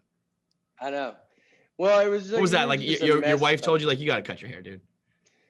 It was just no. She never. It was just we were just a mess back then, dude. You're just in New York doing comedy, like you're in the grind. You're out every night. You're partying. You're eating McDonald's every night. Like you're doing all these kind of things, and so then it just kind of. I just kind of stopped. It's like you kind of stopped. I stopped drinking and stopped. Yeah, who knew if you treat your body like shit, you don't look your best. Who knew? You don't look your best. Were you a big partier? Yeah. We got after. I mean, in the I always say quit drinking. I mean, clear. I didn't have a problem in the fact that like Soder hasn't drinking forever, but when Soder would drink, like Soder and them would always be doing shots. Like they'd be at the table. We had beers, and they would do a shot at the table, and they'd go buy another round of beers. And then Soder would take a shot up there by himself and then go back with the beer. Mm-hmm. It was like that kind of thing. And, so it's hard to sometimes know like when you should stop because it's like it's not like I was even like I'm drinking at home or I'm drinking alone or I'm doing all these kind of things. But I just, in this world that I'm in, alcohol was everywhere. I was doing it every night. It made me feel so bad. I didn't know how to kind of turn it off. I just kind of keep going. And so I was like, well, if I want to get better at my craft, if I want to always be able to wake up and feel like I want to go do something or I want to do a good show, I need to quit drinking. And I'm feeling that now with food. Now that I've stopped drinking, now I can kind of, with food, I'm going, all right, like, yeah, when I eat something, I feel kind of sluggish. I feel tired. I want to nap. And you're like, I don't need to be doing this. I need to kind of have my brain not be slow. When you were, to go back to Rogan again, when you said that you would eat like, and this is why I always resonate with you, because when you said that you would eat like 4 Krispy Kreme donuts, no problem. I didn't even like flinch at that. And Rogan was like, what? You would do what? And it's like, yeah, man, that's like no issue. But so you're even cutting that out, huh? Yeah. So I've gave up sugar and really just sweets. Just all sugar? No, just the sweets. Okay. And so like I'm still having bread and stuff. I think eventually get a bread. I mean, I could eat a piece of pizza. Like I'm not getting, but my sweets was bad. I eat ice cream every night and I eat Sour Patch Kids. I mean, like I'm really going. I could eat donuts. I could get that kind of thing. Yeah, and I would do it every day. And I've been doing it every day for a while. And it's every day. And I'm actually very active. Like I started working out. I golf every day. Yeah. So like I'm pretty active. And I realized like I'm not putting enough energy in my body. Mm-hmm. And so then I would feel just like I could just feel like your body feels awful because you're like, I'm not giving myself fuel. And I don't eat enough anyway. But when I do eat, it's bad and it's late at night. And then because it all comes crashing down where you're starving. And then you're just like, whatever's in sight. Yes. Handfuls of Sour Patch Kids. I mean, handfuls. It's 70 of them. Like it's when I look at serving sizes of things, the only thing in the world, the goldfish serving sizes is 55 pieces. That's the only thing on earth that's a real serving size. Everything else, I'm like, that makes sense. Oh, I had 100 of these and I'm supposed to only have like 7. Oh, fuck. Yeah. That's not good. But man, good. I mean, it shows like it physically shows with you, but also, I mean, I hate to hear that because it's changes that I have not made. I don't really drink anymore, but the food, like those are changes I have not made. I probably even got worse, if anything. And it's like, but you're doing better in life and you're like feeling better and probably succeeding more. I'm like, damn it, it does work. Damn it. I don't want to hear that. Your mood, I think it's a little better. I mean, it's not all there, and I'm not completely there yet where I'm eating really, really good. But I mean, I'm 42. So like I'm at, food never, I mean, clearly it affected me. Look how I looked back then. Yeah. Like, it's crazy to not know, like if I would have just see it happening, somewhat cared at all. Like, I don't necessarily think I'm ever going to be I was eating where like, I shouldn't be able to walk into a door. Right. But my metabolism is clearly pretty good. Yeah. But I was like fighting it so hard. Yeah. So like imagine if your body didn't have to go to war with the food you're putting in every fucking day. It's your body's just like, here we go. Yep. The Krispy Kremes are coming down the hatch again. Let's do it. Yeah, man. Krispy Kremes, McDonald's for lunch. He's like, your body's like, you're killing me, dude. Well, I guess that would lead me to my last question, because I feel like there's been times throughout my career, two things that I think we've kind of mentioned here that you're doing better at. I used to worry about like, I'm not drinking anymore and I'm not partying anymore. And honestly, if I were to stop eating like I eat, I almost feel like a part of my persona and a part of my comedy is, I say comedy lightly because it's not like your guys' comedy, but like part of my podcast material is gone. And it's almost like people like expect that of me. And they'd be like, well, what is this new version of you that like doesn't drink and eats healthy? And I'm always like a little bit nervous about that. And in the same vein, the idea of like taking time off and kind of like you said, like I don't have to do one special a year. I can maybe, you know, spread it out, where I feel like if I don't keep putting shit out, there's someone else who's going to come along that'll just like fill that spot in that person's day. But I feel like I hope at least you reach a point where you're just confident enough in your act and in your material and whatever it is that you do, where you're like, I'm still funny if I eat healthy, still funny if I take a little bit of time off. But I guess you just reached that point where you're confident enough in that. Yeah, I mean, I always look at it as like I do like to be. I don't do a ton of stuff on Instagram, like actual like live stuff. My Instagram page is very good. We post a lot of videos. We do a lot of comedy. There's a lot of content on it, but there's not a lot of like this, like personal kind of. Right. And that was the thing I was weird about a podcast is like I kind of like being like, you don't really see me. You don't a little know mysterious. Yeah. Because when I do stand up, I want you to. That's when you get what I do. Mm-hmm. And so, but you do have to do it every day. What you're doing is a little bit different of a thing. That work ethic can't go away. I mean, you can't have that because someone will take your absolutely spot. Yeah. So like that work ethic doesn't go away. The work ethic I'm fine with you keeping. The other aspect where you think about, which I've fought too, about like I used to have all drinking stories. Right. I would have I now have eating bad stories or eating bad and all this kind of stuff. So I would always worry about that being like, is that going to affect that I'm now not this guy? And then I don't become this thing. But what I would always look at is you go, well, if you can't quit that stuff and still continue what you do, then you're not good enough. Not good anyway. Right. Because you shouldn't be able to, you know, it goes back to funny, like, so one of my favorite stories when I started comedy is I remember this guy I might have told you somewhere, but I don't know. But I tell this story, this guy, an open mic comedian, we're all terrible. This guy had a ponytail, and he would go up and do 5 minutes of jokes about having a ponytail, and they would like do really good. But he had this ponytail, and he would just blah, blah, whatever. So one day he shows up, and he doesn't have he cut his ponytail. His ponytail's gone. And so we're like, what are you going to do, dude? And he was like offended. He's like, I got other jokes, man. Like, it's not like I'm just a ponytail comic. And we're like, all right, man, sorry. And he goes up there and he starts his other jokes, and they bomb so hard. And then he goes, so I used to have a ponytail. And then he starts doing his old ponytail stuff.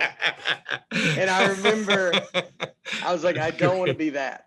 I don't want to be. I don't want to have to go. So I used to have a ponytail. So you just end up becoming better at what you do, and yeah, you don't need it. You know. Right. Well, I mean, you're the master of it, dude. I feel like you keep it moving, you keep evolving, you keep getting better, and keep succeeding more and more. So here's to selling out the Garden, dude. I'm gonna say, again, assuming that you don't get like a TV show, which I also could see happening where you get derailed, but I feel like you'll sell out. I feel like you'll do like Radio City and then the Garden. So I feel like in like, what, you do Radio City next year and the Garden after that? Why not? Give me a little more. Give me 3 years? Next year. I won't do Radio City. I don't think next year. I don't know. But I did 2 town halls. So what is Radio City next? No, Beacon's next. So there's usually a build up. So they usually do like a little bit of a build up where it'd be like, you did town hall, usually do Beacon, Radio City, the Garden. City. Do it in 4 to 5 years. Come on. Yeah. Put a number on. Come on. Yeah, let's go. All right. Give me 5 years. Well, there's no doubt in my mind it's going to happen, bro. So thanks for the time. I appreciate dealing with the internet too. I know that sucked. So thanks a lot. Yeah. All right, buddy. Thanks, man. All right, thanks for watching. Make sure that you click that subscribe button, hit the bell icon, and leave a comment below. I'll chop it up with you in the comment section. Let me know what you thought about today's episode as well as what you want to hear in the future.